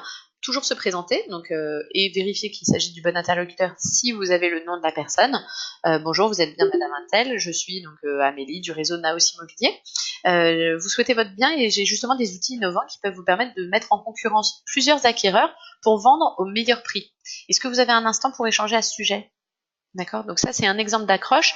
L'objectif c'est de mettre en avant un bénéfice client fort pour pouvoir attiser, on va dire, la curiosité de vos prospects. Une fois que ils ont cette curiosité comme ça, vous allez pouvoir engager la conversation et développer. Gardez en tête encore une fois que le plus important pour vos clients, c'est le prix de vente. C'est le prix auquel ils vont vendre leurs biens. Ensuite, il y a évidemment d'autres bénéfices qui vont être le confort. On leur fait économiser du temps, on fait des visites, ça demande du temps, etc. Et nous, ça, c'est notre métier, donc on va le gérer pour eux. Ça va être également l'appréhension, par exemple, de la négociation. Derrière, le vendeur se voit pas forcément négocier avec son acquéreur. Il a peur de ne pas être assez ferme dans sa négociation ou de ne pas savoir comment bien mener une négociation pour maintenir son prix. Ça peut être comment constituer le dossier notaire, quels sont les documents à fournir, les diagnostics, qu'est-ce qu'il est fait, qu'est-ce que ça veut dire, et ainsi de suite. Donc ça peut être beaucoup de questions comme ça et auxquelles on va pouvoir répondre. Ça peut être apporter du professionnalisme, du confort, du temps, de la sérénité. Voilà, tout ça, ça va être évidemment de la valeur ajoutée des agents immobiliers. Mais malgré tout, ce qui va primer, ça va être vendre au meilleur prix. Si vous n'arrivez pas à rassurer vos vendeurs sur votre capacité à vendre au meilleur prix et à déterminer justement cette commercialisation au meilleur prix, dans ce cas-là, forcément, vous arriverez jamais à passer à l'étape suivante la plupart du temps. Donc, cet angle d'attaque concernant le prix, c'est quelque chose qui est très parlant pour vos clients vendeurs. Si un vendeur met en ligne son annonce sur le particulier à particulier ou sur des sites équivalents, type Le Bon Coin et compagnie, c'est pas parce que ça lui fait plaisir de faire les visites, c'est pas parce que il aime recevoir les appels, trier les agences, trier les acquéreurs et gérer tout lui-même. D'accord ? Si le service était gratuit, dans ce cas-là, je pense qu'il serait ravi de déléguer et de se faire chouchouter par un agent immobilier qui va tout gérer de A à Z. Pourquoi ces personnes vont passer une annonce sur le PAP ou Le Bon Coin ? C'est parce que ce sont des personnes qui vont se dire, j'ai envie de vendre au meilleur prix et je pense que en vendant sans agence, je vais vendre plus cher. J'aurai plus d'argent dans ma poche parce que ça va m'éviter de payer une commission d'agence. Et cette commission d'agence de 5, 6, 7, 10 000, 15 000, 20 000 euros, je préfère l'économiser. D'accord ? C'est la principale raison pour laquelle nos vendeurs passent une annonce sur le PAP ou Le Bon Coin, etc. et essayent de vendre par eux-mêmes. D'accord ? C'est pour pouvoir vendre au meilleur prix. S'il y a d'autres raisons, ça va être souvent minime. D'accord ? Est-ce que vous êtes bien d'accord par rapport à ça ? Alors, Vianney, tu me demandes notamment qu'est-ce qu'on peut laisser comme message répondeur. Toujours te présenter, donc tu peux dire bonjour, je suis Vianney, société Naos Immobilier. Je vous appelais dans le cadre de votre projet. J'aurais aimé échanger avec vous sur certains sujets et notamment comment je peux vous apporter des outils performants pour vendre au meilleur prix. N'hésitez pas à me rappeler sur mon portable au 06 blablabla. D'accord ? Donc vous laissez votre démarche, votre identité, votre numéro de téléphone et puis éventuellement la personne vous rappelle, mais souvent c'est très très rare. C'est plutôt justement le fait ensuite de pouvoir rappeler en disant voilà, je vous avais déjà laissé un message sur votre répondeur pour vous expliquer voilà que j'avais des outils que je souhaitais mettre à votre disposition pour vous aider, vous accompagner à vendre au meilleur prix. Est-ce que ça, voilà, vous avez un instant pour échanger à ce sujet? D'accord. Donc angle d'attaque, prix, c'est toujours performant. Après, vous pouvez, voilà, donc Hubert, tout à fait d'accord. Je pense que voilà, c'est assez classique de se dire en effet qu'une personne qui prend la peine de vendre par lui-même, de passer une annonce sur le PAP ou quoi que ce soit, c'est parce qu'ils sont vraiment convaincus que grâce à ça, grâce à cette annonce, ils vont essayer d'avoir plus d'argent dans leur poche. Ok ? On va voir notamment comment justement répondre à cette objection. Notamment pour ça, on va reprendre l'étude IFOP, meilleur agent, que je vous ai montré tout à l'heure. Pourquoi? Parce que qu'est-ce qui peut expliquer que lorsqu'un vendeur met en vente de particulier à particulier et en parallèle, en même temps, par une agence immobilière, donc comme c'est le cas notamment pour 70% des clients vendeurs qui tentent à la fois de vendre entre particulier à particulier et par agence immobilière, on est vraiment dans ce cadre-là. Qu'est-ce qui fait que un vendeur qui va vendre par les deux canaux, voilà, finalement aura plus de chances de vendre par agence que en direct particulier, puisque je rappelle, il y a 70% des ventes qui se font par agence immobilière et 19% par particulier à particulier. Donc, qu'est-ce qui va expliquer que finalement les ventes vont davantage aboutir par agence immobilière? C'est bien, si on part de ce principe-là, que le prix est le plus important pour nos clients, c'est bien que les agences immobilières vont être plus à même d'apporter à nos vendeurs un client acquéreur, voilà, soit un client acquéreur tout court, c'est-à-dire que avec son annonce PAP par exemple, il n'a pas d'acquéreur et l'agence apporte un acquéreur, soit parce que acquéreur concurrent, l'agence va apporter un acquéreur qui va mettre plus d'argent sur la table, puisque le particulier, le vendeur, va forcément favoriser l'acquéreur qui lui offrira le meilleur prix. D'accord? Un vendeur qui a un acquéreur via son annonce sur Le Bon Coin, qui va lui proposer 100 000 euros, et un acquéreur qui arrive par le biais d'une agence immobilière sur Ce Loger, qui va lui proposer 105 000 net vendeur et 110 par exemple frais d'agence inclus, le vendeur, à ce moment-là, il sera ravi, je pense, d'accepter l'offre de l'acquéreur de l'agent immobilier, parce que lui, il aura 105 000 euros dans sa poche, donc 5 000 euros de plus dans sa poche, même si ça veut dire payer 5 000 également à l'agent immobilier. Il sera peut-être ravi de payer la commission d'agence si, à partir du moment où lui, il a plus d'argent dans sa poche. D'accord? Donc en fait, ce qu'il faut voir, ce n'est pas tant que nos vendeurs veulent économiser la commission d'agence, c'est que eux, leur intérêt, c'est d'avoir la meilleure offre, c'est-à-dire le cas échéant, le meilleur prix dans leur poche pour la vente de leurs biens. Et les statistiques prouvent que les agences immobilières sont plus performantes quand il s'agit d'apporter un acquéreur et d'apporter un acquéreur plus cher au meilleur prix. C'est statistique, d'accord? Statistiquement prouvé. C'est bon pour vous déjà ce mécanisme?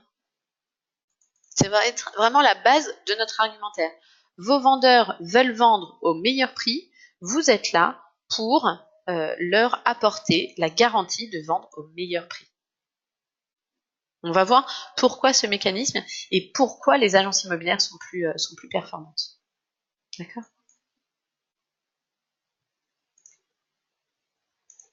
Alors, on va reprendre du coup les objections ensuite pour voir justement quelles sont les objections principales et comment y répondre.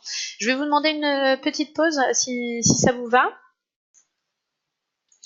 Alors, du coup, on va voir là maintenant le traitement des objections, c'est-à-dire quelles sont les objections auxquelles on va être confronté dans notre prospection pige et comment y répondre pour pouvoir justement déclencher ce premier rendez-vous, obtenir notre premier rendez-vous avec ces prospects vendeurs. En termes d'objection, déjà, comprenez que l'objection est une étape incontournable, d'accord? Sans objection, il n'y a pas de oui. Pour passer d'un non au oui, il faut passer par une objection, par une argumentation qui va permettre justement d'obtenir justement ce fameux oui et ce rendez-vous. Donc, si vous êtes confronté à un prospect qui au contraire vous dit non, mais sans formuler la raison de ce non, sans formuler l'objection, forcément vous n'allez pas pouvoir répondre à cette objection, vous n'allez pas pouvoir la lever et vous n'allez pas pouvoir avancer. L'objectif, c'est de savoir qu'est-ce qui les gêne, pourquoi justement ils ont passé cette annonce de particulier à particulier et pourquoi justement ils n'ont pas signé un mandat de vente par exemple, qu'est-ce qui provoque justement ce refus, on va dire, de passer par agence immobilière. Donc déjà, allez chercher cette objection. C'est indispensable, c'est ça qui va vous permettre derrière d'argumenter, de rentrer justement dans un échange constructif qui va permettre d'aboutir ensuite sur une prise de rendez-vous. Donc l'objection est une étape incontournable et justement aller chercher cette objection. Des objections, il en existe 4 types. Premier type, les objections fondées. Ça veut dire c'est une objection qui est liée au fait que votre service ne correspond pas aux besoins du client. Ça veut dire quoi? Ça veut dire par exemple vous vendez une voiture familiale et la personne en face veut acheter une voiture de sport. Votre service ou votre produit ne correspond pas. C'est une objection fondée. D'accord? Dans ce cas-là, il s'agit éventuellement d'avancer l'ensemble des autres bénéfices qui pourraient faire que cette somme de bénéfices soit supérieure à l'objection et compense éventuellement le fait que ça ne corresponde pas aux besoins. Dans le cadre de la pige, on n'est pas dans ce type d'objection, on n'est pas sur une objection fondée. Ensuite, vous avez les objections non fondées. Les objections non fondées, elles sont basées sur une incompréhension, d'accord, je comprends mal ou je ne comprends pas justement, je ne sais pas quelle est la valeur ajoutée des agents immobiliers, ou un préjugé. Je pense que en passant en direct particulier, je vais économiser la commission d'agence, c'est-à-dire en fait je pense que en passant par un professionnel de l'immobilier, ça va forcément me coûter plus cher puisqu'il y a une commission d'agence. Dans ce cas-là, ça peut être soit lié à en effet une idée qu'ils ont, dont ils peuvent être convaincus, ça peut être aussi lié à une mauvaise expérience antérieure. Ça peut être lié aussi au fait que les personnes, par exemple, n'aiment pas les agents immobiliers parce qu'ils ont déjà eu un projet immobilier ou ils ont été confrontés à une personne peu correcte, par exemple, ou peu professionnelle, peu compétente, et donc ils ont une mauvaise image des agents immobiliers. Clairement, dans la pige, on va plutôt être dans ce cadre-là, des objections non fondées. C'est-à-dire que vous avez aujourd'hui, si on continue sur les statistiques, 1 Français sur 2 qui n'a pas confiance en l'agent immobilier. 1 Français sur 2. Donc 1 Français sur 2 qui par défaut ont une mauvaise image des agents immobiliers. Il y a un déficit de confiance. Donc clairement, on va être en effet soit lié à une mauvaise expérience, soit à un préjugé, en effet, de l'image de la profession qui est encore considérée comme peu professionnelle. Ça va être aussi lié au fait que de toute façon ils sont convaincus que passer par agence ça veut dire payer une commission d'agence, et payer une commission d'agence ça veut dire que c'est pris sur leur argent. Okay. Ensuite, troisième type d'objection, ça va être l'objection prétexte. L'objection prétexte, c'est quelqu'un qui cherche une porte de sortie, qui ne veut pas du tout échanger avec vous, et du coup, il va vous mettre une objection qui va lui permettre de sortir de la conversation, d'écourter la conversation. Donc c'est vraiment parce que la personne en face de vous ne perçoit pas l'intérêt d'échanger avec vous, il ne perçoit pas son intérêt, et donc il donne cette objection comme porte de sortie. Dans ce cas-là, il faut essayer de justement susciter l'intérêt, susciter la curiosité de votre prospect, donc avancer un bénéfice fort. Voilà. Ça veut dire, par exemple, là, typiquement dans la pige, ça va être des personnes qui, lorsque vous les appelez, par défaut, ont envie de raccrocher, en fait, ils n'ont pas envie d'échanger avec vous, et donc ils vont vous dire non mais c'est déjà vendu, non mais je suis déjà en exclusivité, ou je passe déjà par un agent, ça m'intéresse pas. D'accord. Donc ça va être des personnes qui vont montrer cette objection, formuler cette objection en prétexte justement pour pouvoir écourter la conversation téléphonique. Et enfin, l'objection tactique, ce sont des objections qui sont là pour vous mettre, on va dire, des obstacles et voir comment vous arrivez à surmonter ces obstacles-là. Donc finalement, ce sont un peu des fausses objections. Ce sont des personnes qui, en soi, sont plutôt ouvertes à votre proposition ou à échanger avec vous, mais vont mettre des objections sur la route, sur votre route, pour pouvoir voir comment vous vous en sortez et tester votre professionnalisme. Ça peut être aussi des objections tactiques dans le but de négocier, d'accord ? Négocier votre montant d'honoraires par exemple, ou alors ça peut être pour négocier par exemple, typiquement les objections tactiques, on les retrouve souvent au niveau des acquéreurs dans le cadre de la négociation. En disant oui la maison correspond, mais vous comprenez, il y a quand même beaucoup de travaux, il faut refaire toute la peinture, ça va coûter très cher. En réalité, c'est pas que ça le gêne dans son acquisition, c'est que il va s'en servir comme levier pour négocier le prix de vente. Voilà, donc ça ce sont des objections tactiques qui visent à négocier ou à tester les compétences du commercial. Donc vous voyez 4 types d'objections, et en soi, comme on l'a vu déjà en début de formation, vous apportez une vraie valeur ajoutée à vos vendeurs. D'ailleurs, que vous fassiez aboutir ou non le projet. C'est-à-dire qu'à partir du moment où le vendeur passe également par votre intermédiaire, vous allez pouvoir lui apporter une garantie de vendre au meilleur prix, que ce soit vous qui trouviez l'acquéreur ou lui directement. Peu importe, dans tous les cas, le chemin aura été justement de toucher un maximum d'acquéreurs. Si l'acquéreur qui met le plus d'argent sur la table vient par un site de particulier, dans ce cas-là, ça sera lui qui fera la vente et il aura trouvé l'acquéreur qui aura pris sa décision pour acheter ce bien-là dans les meilleures conditions. Si au contraire, mais au moins il aura testé au moins la commercialisation également, il aura testé auprès des acquéreurs qui recherchent également par agence. Si au contraire, c'est vous qui apportez l'acquéreur qui met le plus d'argent sur la table, mais du coup, ça veut dire que vous aurez été plus performant que les annonces de particulier à particulier, et donc il aura été, voilà, le but sera accompli puisqu'il aura trouvé l'acquéreur qui lui aura offert le plus d'argent pour acheter son bien. D'accord ? Ensuite, pour la méthode de réponse à objection, vous avez notamment ce qu'on appelle la méthode ARIPC, qui est une méthode, une façon de répondre à l'objection de vos clients, donc sur des initiales, A comme accepter, R comme reformuler, I comme isoler, P comme pré-closer et C comme closer. Accepter, reformuler, isoler, pré-closer, closer, c'est une méthode en entonnoir en quelque sorte, mais ce qu'il faut retenir avant tout, c'est notamment que lorsque vous avez une objection, comme on l'a vu, il faut aller chercher cette objection. Donc le moment où elle arrive, il ne faut surtout pas rentrer en confrontation. Au contraire, il faut accueillir cette objection pour pouvoir, désamorcer les tensions, pour pouvoir montrer qu'on montre de l'empathie, qu'on respecte notre interlocuteur et qu'on ne va pas rentrer en confrontation et le critiquer directement dans sa façon de penser.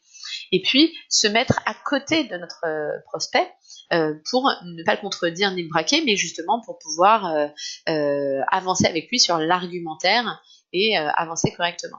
D'accord ? Donc ça va être en effet la première étape. Dès que vous avez l'objection, vous l'accueillez, vous respectez votre interlocuteur, vous mettez à côté de lui, et on va voir après que on va pouvoir argumenter pour justement avancer et faire le cheminement de pensée avec lui et aboutir ensemble à un accord commun. Ensuite, le R de reformuler, ça permet notamment de préciser l'objection et puis aussi de faire un effet miroir. C'est-à-dire que vous allez reprendre l'objection en la reformulant, en mettant d'autres mots. Ça va permettre, de faire, donc, comme je disais, cet effet miroir et de faire en sorte que votre interlocuteur, votre prospect prenne peut-être un peu de recul par rapport à son objection. C'est-à-dire la reformule ou dire oui, c'est pas tout à fait ça, c'est plutôt dans ce sens-là. Et puis ça permet de s'assurer aussi qu'on a bien compris la bonne objection, évidemment aussi. Donc on va reformuler l'objection, la préciser, d'accord ? Peut-être aussi leur montrer sous un autre angle. Et puis ensuite on va isoler. Mis à part cette objection, est-ce qu'il y a d'autres objections derrière ? C'est important de l'isoler parce que sinon, vous risquez de rentrer dans un système un peu comme j'appelle, de ping-pong, c'est-à-dire votre prospect va mettre une objection et puis vous allez y répondre. Puis il va mettre une autre objection et puis vous allez y répondre et ainsi de suite, et c'est sans suite, c'est sans fin. Donc l'objectif, c'est justement de lister l'ensemble des objections, de voir l'ensemble des choses qui peuvent bloquer justement ce oui, qui peuvent bloquer cette prise de rendez-vous, pour pouvoir ensuite tout argumenter et arriver enfin sur le oui. Donc on isole l'ensemble des objections. Ensuite, P comme pré-closé, c'est en fait pour répondre à l'objection, ça va être l'argumentaire. C'est là où vous apportez une réponse à cette objection, une pensée, une solution. Et là, l'objectif, c'est d'être le plus factuel possible. Plus vous avez des témoignages, des chiffres, des statistiques, plus forcément l'objection sera correctement argumentée. Sinon, c'est un peu le pot de fer contre le pot de terre, si vous voulez. C'est vous apportez une pensée, un positionnement, un argument, mais qui n'est pas appuyé de faits concrets. Donc finalement, c'est votre propre avis contre l'avis du vendeur. Et du coup, vous allez pouvoir éventuellement confronter des idées, mais ça n'aura jamais autant de poids que si vous apportez des vrais témoignages, si vous mettez en 3D, on va dire, votre argumentaire en le basant sur justement des cas concrets, des ventes déjà réalisées ou des statistiques d'études, notamment de l'étude par exemple IFOP comme je vous l'ai montré. Donc ça, c'est important d'être le plus factuel possible et d'argumenter le plus possible notre réponse à objection. Ensuite, une fois qu'on a argumenté, il s'agit de closer, c'est-à-dire de clore le discours, de clore l'argumentaire pour pouvoir aboutir sur le oui. Okay, dans ce cas-là, on vérifie l'acceptation de l'interlocuteur et on passe à l'étape suivante. On clôt le discours et on passe tout de suite à l'étape suivante, à l'objectif atteint. D'accord, à la proposition de rendez-vous notamment en l'occurrence. Donc cette méthode de réponse à l'objection, elle est surtout faite pour vous montrer que c'est important de travailler main dans la main avec vos vendeurs. C'est pas un vendeur contre un agent immobilier qui confronte leurs idées. L'objectif, c'est de voir que c'est un vrai travail de partenariat. Vous travaillez avec vos vendeurs et vous avez bien un objectif commun. Je vous rappelle que eux, leur objectif, c'est de vendre leurs biens et dans les meilleures conditions, au meilleur prix, meilleur délai et en toute sérénité. Et vous, votre objectif, c'est bien de faire aboutir ce projet, puisque c'est à ce moment-là où vous aurez rempli votre mission et c'est à ce moment-là où en plus vous aurez perçu les honoraires qui vous sont dus. D'accord ? Donc vous avez bien un objectif commun qui va être de vendre le bien dans les meilleures conditions. Donc vous pouvez travailler main dans la main pour faire aboutir ce projet le mieux possible. Alors, dans les principales objections que l'on rencontre, j'en ai déjà parlé plusieurs fois, donc il n'y a pas trop de mystère, et je pense que vous êtes sur le terrain, donc en prospection pige, vous êtes régulièrement confronté, on va dire, à ce type d'objection. Ça va être notamment, je veux économiser la commission d'agence, c'est-à-dire notamment, je veux vendre au meilleur prix finalement. C'est-à-dire que c'est pas forcément une objection qui est formulée toujours de la même façon et de façon aussi explicite. Ça va être plutôt ça peut être des personnes qui vont exprimer ça de façon détournée en disant non mais je vais essayer d'abord par moi-même ou je veux pas passer par un professionnel pour l'instant, je veux passer déjà voir ce que ça donne, ou non mais écoutez, pour l'instant j'ai mis ce prix-là, si vous mettez votre commission, ça va faire trop cher ou du coup je vendrai moins cher, etc. Donc c'est pas toujours formulé de façon aussi explicite, mais le fond est là. Donc vous pouvez préciser l'objection, voire mettre les pieds dans le plat, c'est-à-dire dire voilà, est-ce que votre objectif, je suppose, monsieur le vendeur ou madame le vendeur, c'est de vendre au meilleur prix, est-ce que c'est bien ça? Confirmer leur objectif. Et derrière, pensez-vous en effet qu'en mettant une annonce sur le particulier à particulier ou sur le Bon Coin, vous allez pouvoir vendre plus cher. D'accord ? Essayez de vérifier cette objection. Parce que leur objection, lorsqu'ils formulent ça, je vais économiser la commission d'agence, c'est pas tant de ne pas payer des honoraires d'agence. Comme je disais tout à l'heure, ils seraient ravis de payer les honoraires d'agence si c'est vous qui trouviez un acquéreur qui leur offrait davantage d'argent, d'accord, un meilleur prix pour la vente de leurs biens. Donc ce qu'il faut, c'est surtout qu'ils, eux, tirent le meilleur profit de la vente de leurs biens. Et c'est normal, c'est légitime, et tous nos clients vendeurs, évidemment, se retrouvent normalement sur ce point-là. Voilà. Donc là, l'objectif, c'est de leur montrer le mécanisme, et notamment comment fonctionne le marché, et comment leur apporter la garantie de vendre au meilleur prix. Le principe, c'est que sur le marché de l'immobilier, il y a un certain nombre de biens en vente, et il y a un certain nombre d'acheteurs, d'acquéreurs sur ce marché. Ces acheteurs, ils ne sont pas extensibles, d'accord ? Le nombre d'acheteurs n'est pas extensible. Ils sont sur le marché et ils ont des comportements eux aussi différents suivant leur profil. Quand on regarde les statistiques liées à la démarche de nos clients acheteurs, on voit qu'il y en a 52% qui regardent partout, c'est-à-dire 52%, donc la moitié des acheteurs, des acquéreurs sur le marché qui vont regarder sur des sites de particuliers et aussi sur des sites d'agences immobilières. Voilà, donc ils vont regarder sur plusieurs sites. Ça, c'est la moitié des acquéreurs. Il y a 14% qui vont regarder uniquement sur des sites de mise en relation de particuliers. Et il y a 34% des acheteurs qui vont rechercher uniquement par agence immobilière. Le marché des acquéreurs, le nombre d'acquéreurs, c'est ce camembert. C'est ce profil-là, d'accord ? Ça veut dire que sur le marché, il y a un certain nombre d'acquéreurs. Certains vont passer que par agence, d'autres que par particulier et d'autres les deux. Comment savoir où se trouve l'acheteur qui va vouloir acheter ma maison? Comment savoir quel est l'acheteur qui va vouloir acheter ma maison et qui va m'en offrir le meilleur prix? Si ça se trouve, l'acheteur mon acheteur, il se trouve là. Dans ce cas-là, j'ai mis une annonce sur le particulier à particulier et je sais que j'ai des chances de le trouver. Si ça se trouve, mon acheteur, il se trouve là et j'ai aussi des chances de le trouver. Mais si ça se trouve, mon acheteur, il se trouve ici et il regarde que par agence immobilière. Et dans ce cas-là, je n'ai aucune chance de le trouver. Sauf si je signe un mandat de vente à une agence immobilière qui va faire de la publicité sur les sites de professionnels et auprès de sa base de données, etc. Donc, en réalité, dans la mesure où on ne sait pas en amont par quel canal, par quelle source notre acquéreur va venir, eh bien, ça peut être performant justement de toucher un maximum d'acheteurs. D'autant que si je prends mes 66%, vous voyez, d'acheteurs qui vont regarder sur des sites de mise en relation de particuliers, donc c'est 14% plus les 52%, quand quand je veux toucher ces personnes-là, mon vendeur va mettre justement une annonce, imaginons sur le Bon Coin, mais les acquéreurs, la part de marché du Bon Coin ne représente pas ces 66%. Ces 66% d'acheteurs, les deux tiers des acheteurs du marché qui vont regarder aussi les annonces de particuliers, ben certains vont voir sur le Bon Coin, mais pas tous. Donc ça veut dire que même en passant une annonce sur le Bon Coin, ils ne vont toucher qu'une partie de ces 66%. Ils ne toucheront même pas complètement ces 66%. D'accord?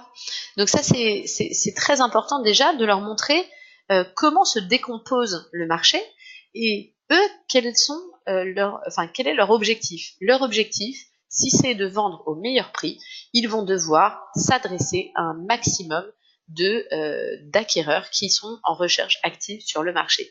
Ceux qui recherchent par le particulier par agence, ceux qui recherchent par particulier et ceux qui recherchent par agence. En touchant un maximum d'acheteurs, ils ont pour le coup la garantie de trouver celui qui voudra acheter leur bien et surtout aussi celui qui voudra acheter leur bien au meilleur prix. Et puis s'ils trouvent un acheteur qui veut acheter leur bien, qui se trouve dans cette partie-là du camembert, et sinon on trouve un acheteur qui passe que par agence et qui veulent acheter également leur bien, ça veut dire qu'ils auront la chance d'être dans une configuration où ils auront en face deux personnes qui veulent acheter leur bien. Et ça s'appelle une mise en concurrence. Ça s'appelle un schéma où deux acheteurs qui veulent acheter le même bien, la conséquence directe, c'est que ça va faire monter les offres, ça va faire monter les prix. Lorsque je suis acheteur, que je vais acheter une maison, si je sais qu'il y a quelqu'un d'autre qui va l'acheter, eh bien du coup, je vais moins négocier. Et puis en plus, ça va me rassurer. Parce que je me dis, si l'autre veut l'acheter, c'est que c'est une maison qui plaît, et donc je sais que j'ai raison de m'intéresser à cette maison-là. Ça va me rassurer aussi dans mon choix. D'accord? Quand une personne est seule à vouloir acheter une maison, a priori, il y a quand même toujours un doute. Vous prenez un bien qui, comme on disait, un vieux nanar sur le marché, un bien qui traîne sur les annonces depuis 6 mois, 1 an sur le marché. L'acheteur qui va vouloir acheter ce bien-là, ça veut dire qu'il est quand même sacrément confiant et que souvent, ils vont du coup négocier le prix pour compenser leurs doutes.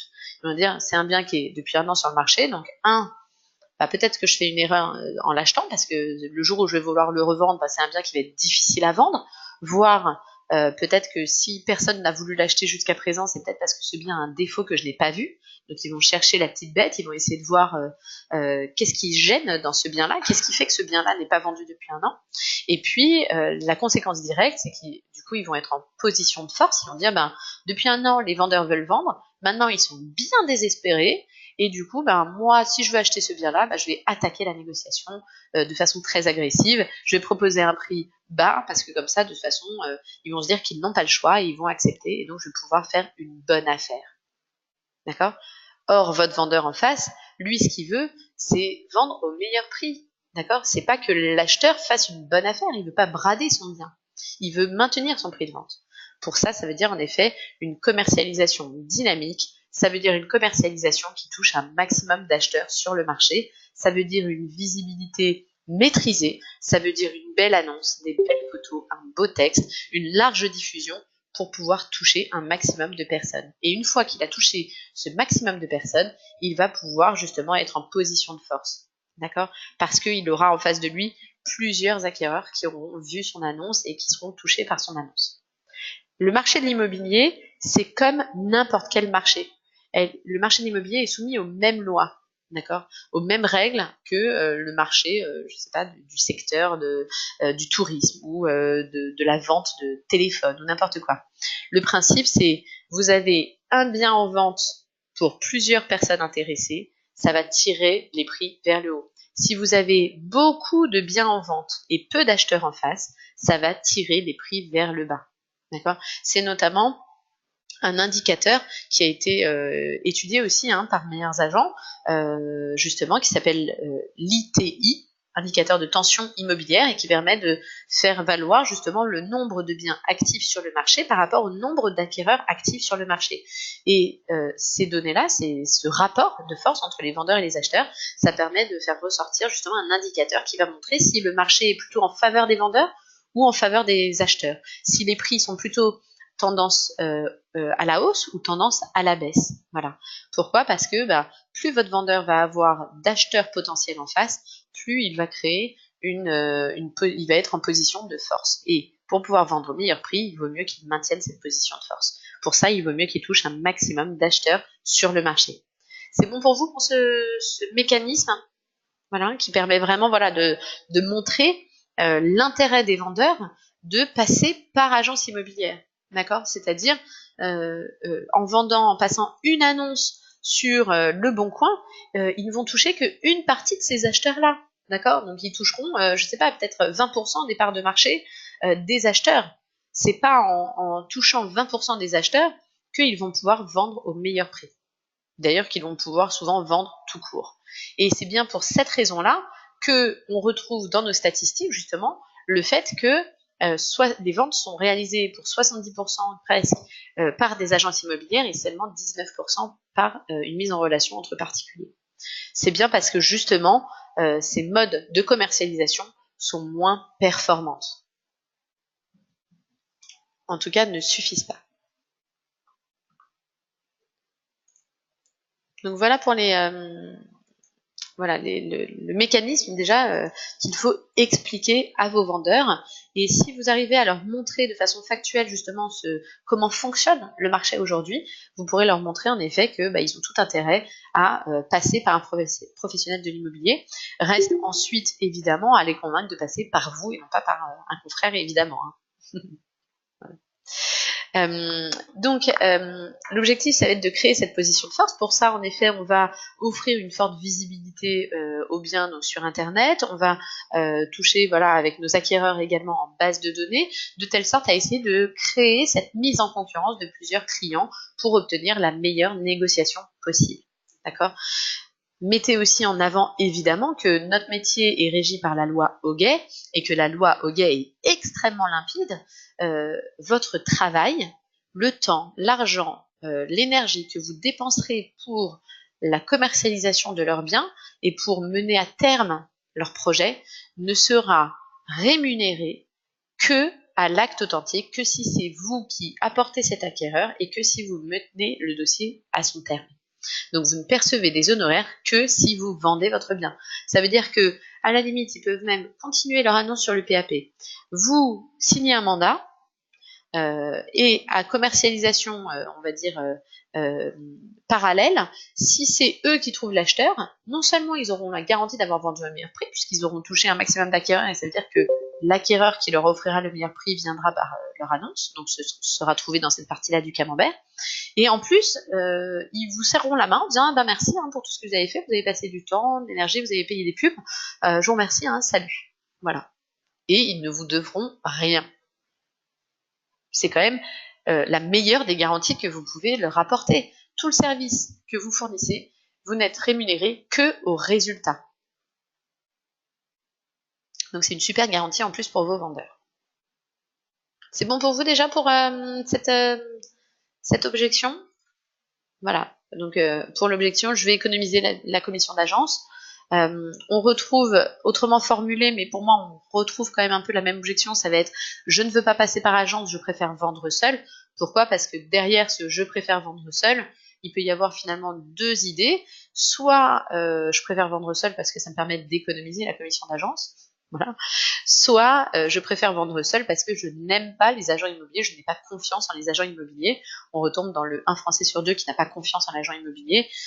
Parfois, certains ont eu vraiment des mauvaises expériences avec d'autres agences et préfèrent vendre seul parce qu'ils ne veulent plus avoir affaire à des agents où ils trouvent qu'on n'est pas assez professionnel. Dans ce cas-là, rassurez-les évidemment sur le choix de l'agent immobilier. Des agents immobiliers, il y en a beaucoup sur le marché. Tous ne sont pas formés de la même façon, tous n'ont pas la même expérience, tous n'ont pas les mêmes valeurs, tous n'ont pas la même empathie pour leurs clients ou leur même volonté d'accompagner et d'apporter du service client.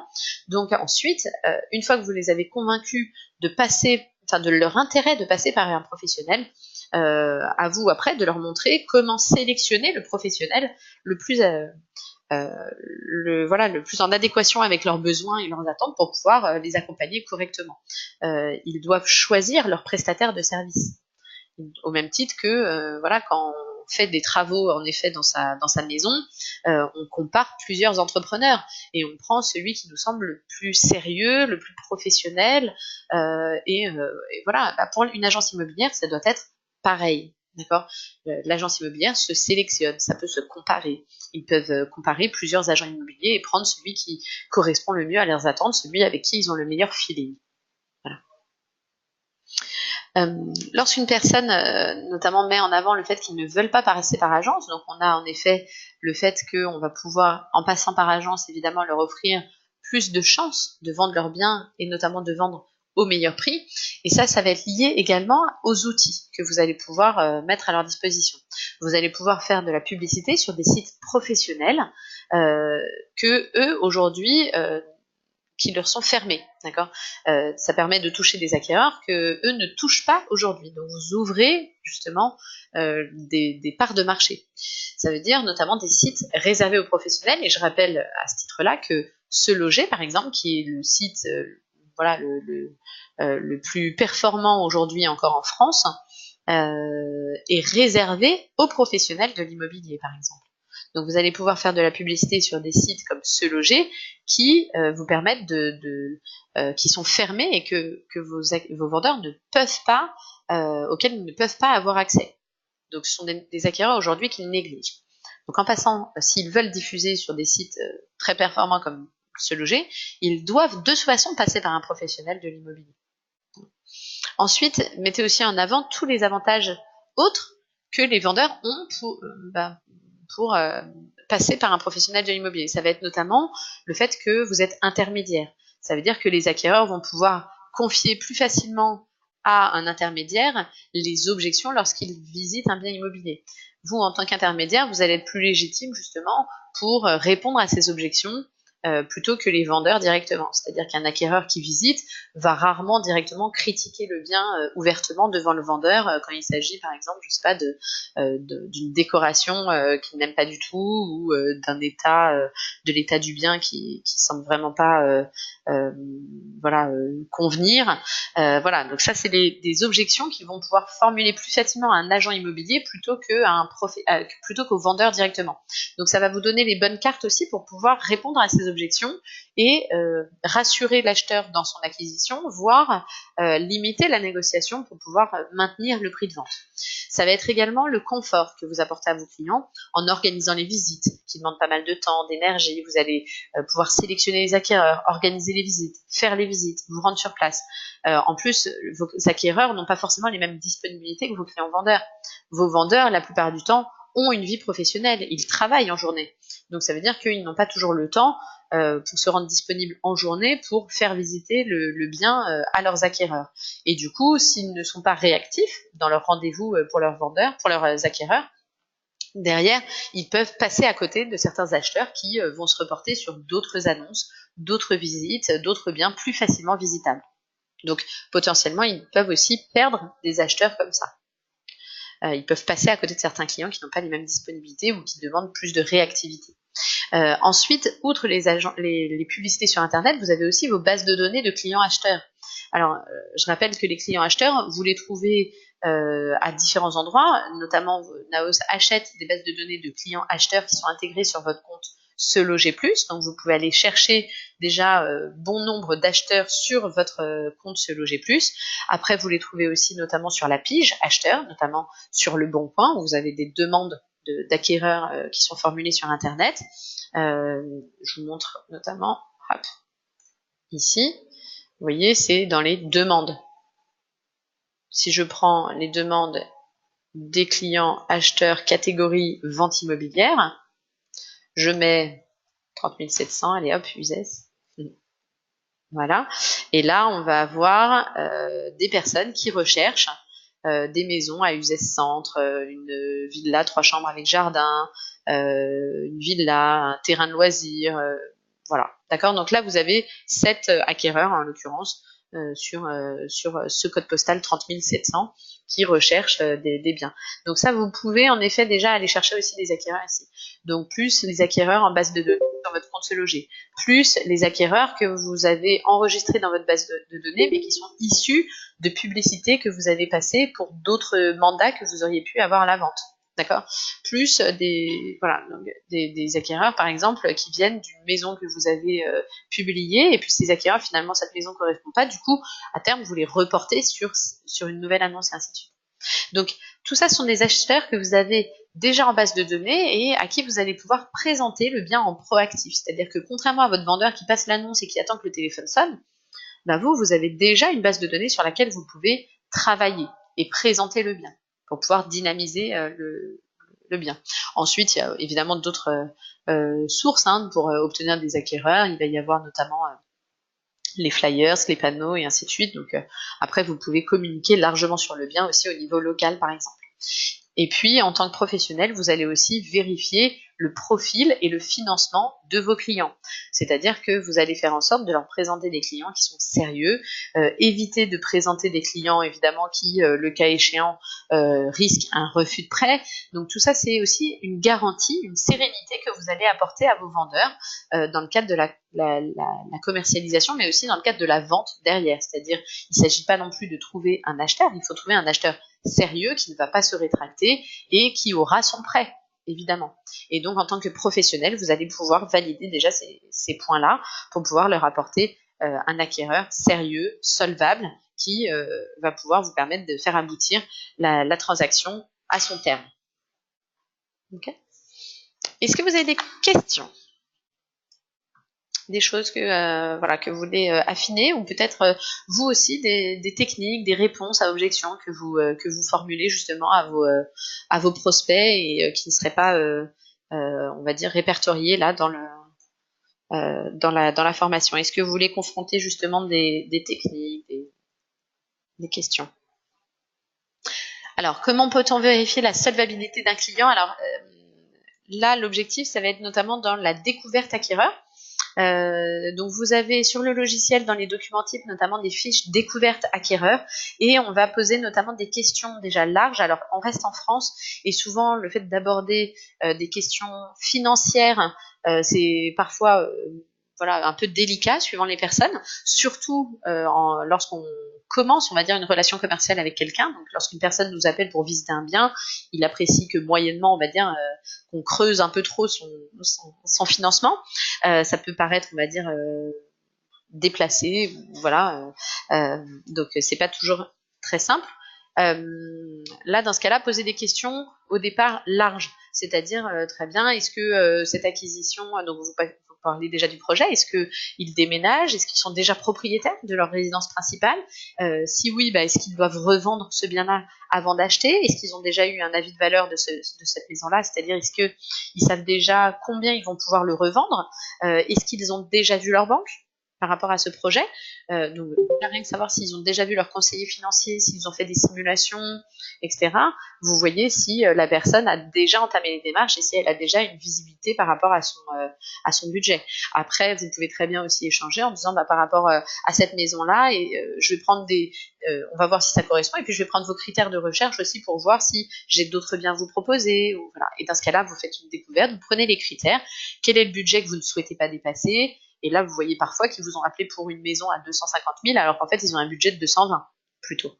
D'accord ? Donc, ça va vous permettre de creuser comme ça et d'affiner leurs critères de recherche et donc savoir s'ils ont une idée précise. Voilà. Est-ce que vous avez d'autres questions par rapport à ce qu'on a vu là jusqu'à présent? Alors, hop, c'est clean, dit Stéphane, parfait. Et Françoise, donc tu nous dis un argument, s'il est vrai, évidemment, est que nous sommes missionnés par les acheteurs. Alors oui, tout à fait, en effet, c'est vrai que ça peut être un bon angle d'attaque aussi, hein, c'est-à-dire faire de la pige, donc de la prospection pige, liée à une recherche en particulier. En règle générale, on vous oriente plutôt vers une pige qui correspond, on va dire, au type de biens que vous recherchez ou pour lesquels vous souhaitez être mandaté, et notamment, idéalement, le type de bien qui est le plus dynamique sur votre marché, sur votre secteur. On a vu la dernière fois la prospection terrain pour ceux qui ont participé, et c'est vrai qu'on voit le profil des transactions aujourd'hui, et même sur des sites comme la Chambre des notaires, vous voyez le type de bien vendu, la moyenne des prix de vente, et donc ça vous donne un indicateur sur le type de bien le plus dynamique sur votre secteur. Autant orienter votre pige vers ce type de bien-là, de telle sorte à prendre des mandats, mais derrière, évidemment, à avoir des mandats qui correspondent à un profil aussi de vendeur sur le marché, idéalement. Voilà. Ensuite, quand vous avez des acheteurs qui recherchent activement, c'est vrai que c'est pertinent, clairement, de rechercher sur la pige des biens qui correspondent particulièrement à ces personnes-là, de telle sorte à leur présenter, à faire la vente avec ces acquéreurs-là. Je rappelle que quand vous êtes sur votre logiciel, vous enregistrez vos acquéreurs et vos locataires sur la base de données, d'accord ? Je prends un acquéreur au pif, ici, le premier, et vous pouvez faire un rapprochement pige. Ça veut dire que ça va vous donner directement toute la base de données pige, toutes les annonces pige qui correspondent à l'acquéreur que vous avez sélectionné. D'accord ? Donc ça met en parallèle, hein, c'est un système de matching proposé par le logiciel qui vous permet de dire, vous avez un acheteur, voyez dans votre base de prospection tous les biens qui correspondent. Donc là, en l'occurrence, tous les critères renseignés, j'ai 2 annonces qui correspondent. Voilà, et donc vous pouvez avoir ces 2 annonces-là. Après, critères impératifs seulement, j'en ai 16. Donc vous voyez, vous avez plusieurs degrés de rapprochement aussi. Qui tiennent compte d'un minimum ou d'un maximum de critères. Là, vous voyez, vous avez 16 maisons potentiellement qui peuvent correspondre à votre recherche d'acquéreur. Ces personnes-là, du coup, vous pouvez les appeler et dire, voilà, je recherche pour un jeune couple qui achète, qui font leur premier achat, ils cherchent leur résidence principale, blablabla. Dans ce cas-là, gardez en tête dans cette démarche-là, hein, Françoise a raison, c'est vrai que quand vous appelez directement un prospect avec un profil acquéreur en face, ça peut être clairement pertinent parce que vous arrivez en plus avec un vrai acquéreur. Vous pouvez rentrer en contact en disant, voilà, je veux m'assurer que le bien correspond à ces critères de recherche. Maintenant, dites-vous que beaucoup de personnes, agents immobiliers aussi, abordent la question comme ça en mettant je veux voir, voilà, j'ai des clients acheteurs pour votre bien. Et puis, en réalité, derrière, ils signent le mandat et en fait, il n'y a personne, ils font jamais de visite et les vendeurs sont très déçus. Donc, quand vous avez un acheteur, au contraire, faites-le quand c'est vrai et puis montrez, on va dire, personnifiez vos acquéreurs. Expliquez-leur justement quel profil ils ont, qui ils sont. Montrer que ce sont des vrais acheteurs en chair et en os et que ce n'est pas du bluff. D'accord. Donc vous posez des questions directes sur le bien, nous dit Françoise, par rapport aux critères demandés. Donc là, en effet, vous pouvez vérifier directement si ça correspond à leur recherche ou pas. Vous dites, voilà, mes acquéreurs recherchent une maison très lumineuse. Est-ce que vous avez le soleil entrant? Vous êtes quelle orientation? Vous posez des questions pour voir en effet si ça match vraiment ou pas. Et puis ensuite, vous dites, écoutez, voilà, est-ce que je peux faire la visite? Voilà, ou est-ce qu'on peut se rencontrer? Comme ça, on signe un mandat de vente et moi derrière, ça me permet de leur faire visiter votre maison, par exemple. Vous passez après à l'étape suivante. Alors, autre objection rencontrée, ça va être notamment une personne qui vous dit, voilà, moi j'ai déjà mis mon bien en vente dans plusieurs agences, donc je passe déjà par agence immobilière et je ne veux pas signer d'autres mandats. Donc ça va être des personnes qui vous disent, oui, vous me proposez un mandat, mais je suis déjà accompagnée par des agences. Donc voilà, je veux pas avoir 5 agences qui présentent mon bien. Quand vos vendeurs, prospects, ont cette démarche-là, dites-vous que c'est une bonne chose. C'est-à-dire qu'ils ont pris conscience que signer 5 mandats à 5 agences différentes, ça ne mène nulle part, si ce n'est justement à griller leurs biens sur le marché. Okay.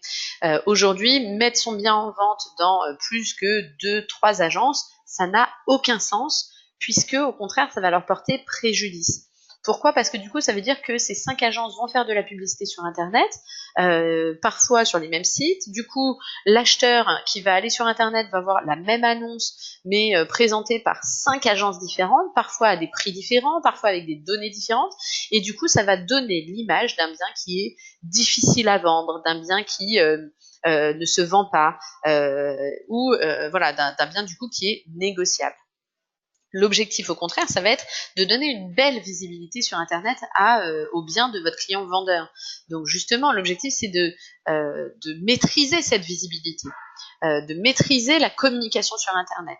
Aujourd'hui, pour vendre un bien, il faut une forte visibilité, mais il faut aussi une belle visibilité.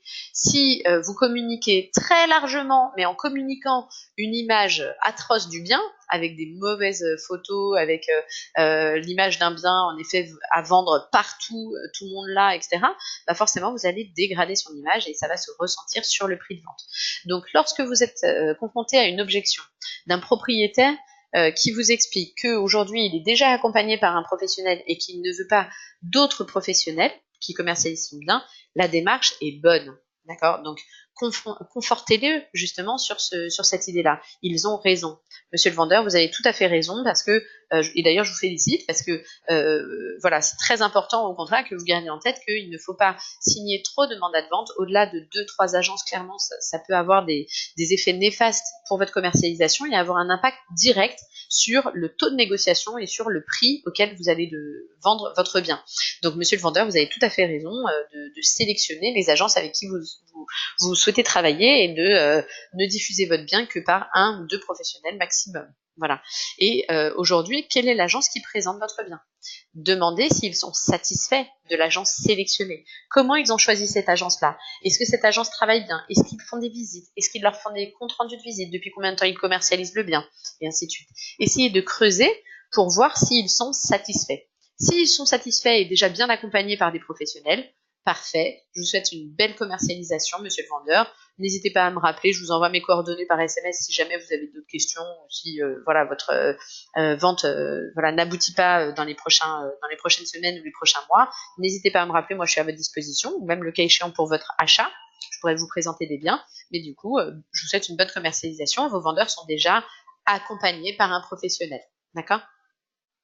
Si au contraire la personne n'est pas satisfaite de son agence, et ça peut arriver, c'est là où vous faites un peu le bureau des plaintes, c'est-à-dire que c'est le vendeur qui va vous dire si je suis satisfait de l'agence, bah non, je veux pas de visite, pas d'appel, j'ai signé le mandat, derrière il se passe rien, des comptes rendus, bah non, je sais pas, quel texte annonce, les photos, aucune idée. Voilà. Donc ça arrive aussi que des propriétaires soient mal accompagnés par des agences, et on en rencontre malheureusement très régulièrement. Je pense que cette statistique de 1 Français sur 2 qui n'a pas confiance en son agent immobilier ne sort pas de nulle part. D'accord? C'est aussi parce que notre profession a créé quelque part cette méfiance, cette défiance envers notre profession aussi. Hein. C'est que on trouve sur le marché des personnes plus ou moins professionnelles. Il y a des agents immobiliers qui sont très bons, très performants, très bons conseillers, d'autres qui au contraire n'ont pas du tout la bonne démarche ou la bonne formation ou le bon état d'esprit. Et cette statistique de 1 Français sur 2 qui n'aime pas les agents immobiliers est justifiée quelque part forcément. Voilà. Et donc, vous avez aussi des propriétaires, vendeurs, qui ont signé des mandats et qui derrière ne sont pas satisfaits de leur agence. Auquel cas, ils ont le droit de résilier le mandat de l'autre côté et de passer par une autre agence. Comme je le disais tout à l'heure, quand on fait repeindre sa maison, ça paraît naturel de comparer plusieurs devis d'entrepreneurs et de voir lequel nous semble le plus sérieux. D'accord? Pourquoi ne pas faire la même chose avec des agents immobiliers? Il y a plusieurs acteurs sur le marché et les propriétaires doivent comparer pour trouver l'agence et l'agent immobilier qui correspond le mieux à leurs critères, à leurs besoins, qui ont la meilleure compréhension de leur projet et le meilleur feeling finalement. D'accord? Dans ce cas-là, creuser, essayer de voir un petit peu qu'est-ce qui n'a pas été fait, qu'est-ce qui au contraire a été fait et qui paraissait pas pertinent aux vendeurs, essayez de creuser un petit peu. Parfois, comme je disais, on est même aussi un peu dans le bureau des plaintes. Et dans ce cas-là, vous commencez à lister, à faire ces découvertes, puis ensuite vous proposez évidemment un rendez-vous pour pouvoir creuser la question et voir un petit peu comment débloquer cette situation.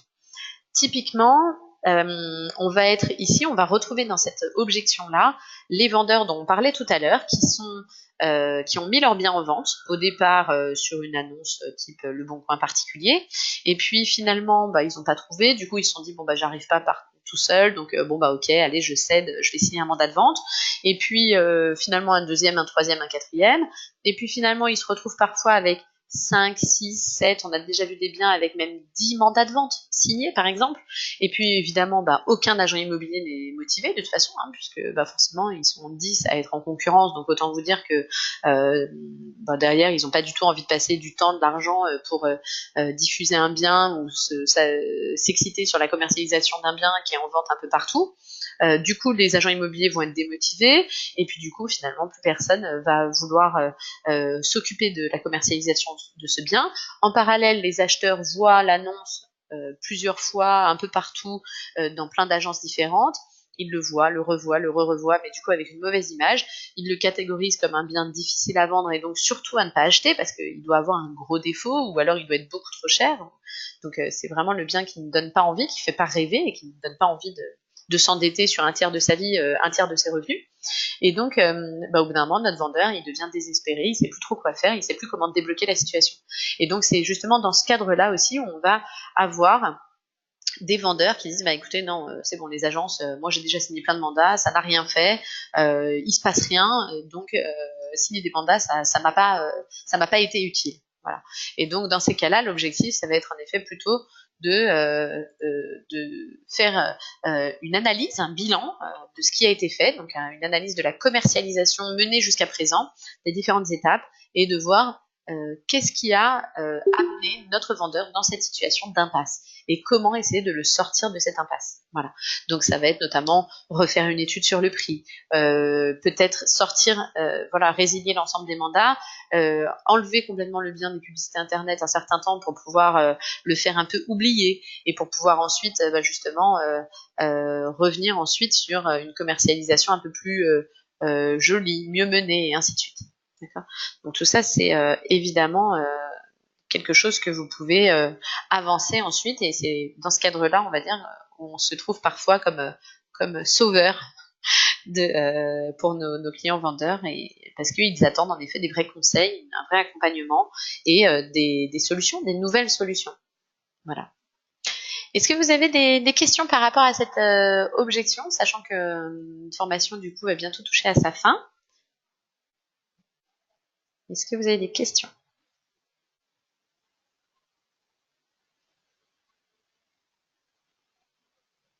Parfait. Alain, pas de questions? Non. Bon, écoutez, c'est que les choses paraissent claires. Françoise, parfait, merci. Philippe, non plus, comme d'hab, c'est très clair. Merci Stéphane. Pas de questions. Écoutez, de toute façon, si vous en avez après, n'hésitez pas à m'appeler ou voilà. Moi, je vous conseille toujours, quand vous faites de la prospection pige, de noter plusieurs choses. Vous pouvez noter déjà les objections fréquemment rencontrées et voir du coup si toutes rentrent un petit peu dans ce qu'on a échangé aujourd'hui, et si vous en avez d'autres, vous n'hésitez pas à me les faire remonter, comme ça on peut argumenter et voir un petit peu comment traiter cette objection au mieux. Donc n'hésitez pas à les noter au fur et à mesure. Et puis ce qui est intéressant également, ça va être de noter vous de votre côté vos statistiques de retour de votre pige, c'est-à-dire par rapport aux créneaux horaires pendant lesquels vous appelez, quels sont le nombre de contacts que vous avez directement en ligne, le nombre de répondeurs au contraire, et puis dans les personnes que vous avez en ligne, combien justement ont cette objection, combien vous disent oui, pour combien vous avez de rendez-vous, et ainsi de suite. Ça vous permet derrière de voir votre évolution, savoir si vous avez justement des statistiques qui s'améliorent. Ça vous permet de voir si vous avez une amélioration peut-être dans votre discours, et puis ça vous permet de voir justement si Vous avez le créneau horaire choisi, par exemple, qui est moins bon parce que vous avez plus de répondeurs à ce moment-là ou pas. Et puis après, savoir si, en effet, vous avez plutôt du mal à transformer en rendez-vous ou après un rendez-vous en mandat, etc. Voilà. Stéphane qui ajoute en effet qu'il ne faut jamais oublier qu'en technique de vente, une objection est un signe d'intérêt. Exactement. Ça montre l'intérêt d'échanger. C'est-à-dire que si vous avez en face une personne qui ne formule pas d'objection, bah, c'est que vous n'avez pas matière à argumenter, c'est qu'elle coupe court à la discussion, évidemment. Donc vraiment, il faut aller chercher l'objection, et l'objection est cette porte d'entrée vers le oui. C'est vraiment un signe que votre vendeur, votre prospect justement, formule ce qui lui déplaît, et donc quelque part, il attend que vous répondiez à cette objection, que vous apportiez une réponse à ses doutes, à ses objections, à sa vision des choses. Voilà. Exactement. Est-ce que vous avez d'autres éléments que vous voulez ajouter justement dans le cadre de cette formation pige?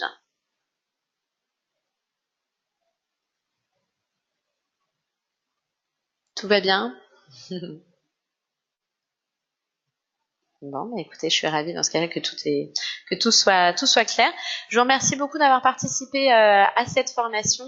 Je vous souhaite à tous une excellente journée. Je vous rappelle que je vous envoie dans la foulée un mail avec le test d'évaluation justement que je vous remercie de bien vouloir imprimer, compléter, dater, signer et me renvoyer donc en original par courrier dans nos bureaux Paris 5e 81 boulevard Saint-Michel. Je vous souhaite à tous une excellente journée et puis je reste joignable par téléphone pour ceux qui ensuite ont des cas particuliers ou ont envie de creuser certaines questions. Merci pour vos gentils messages et à très bientôt. Au revoir tout le monde.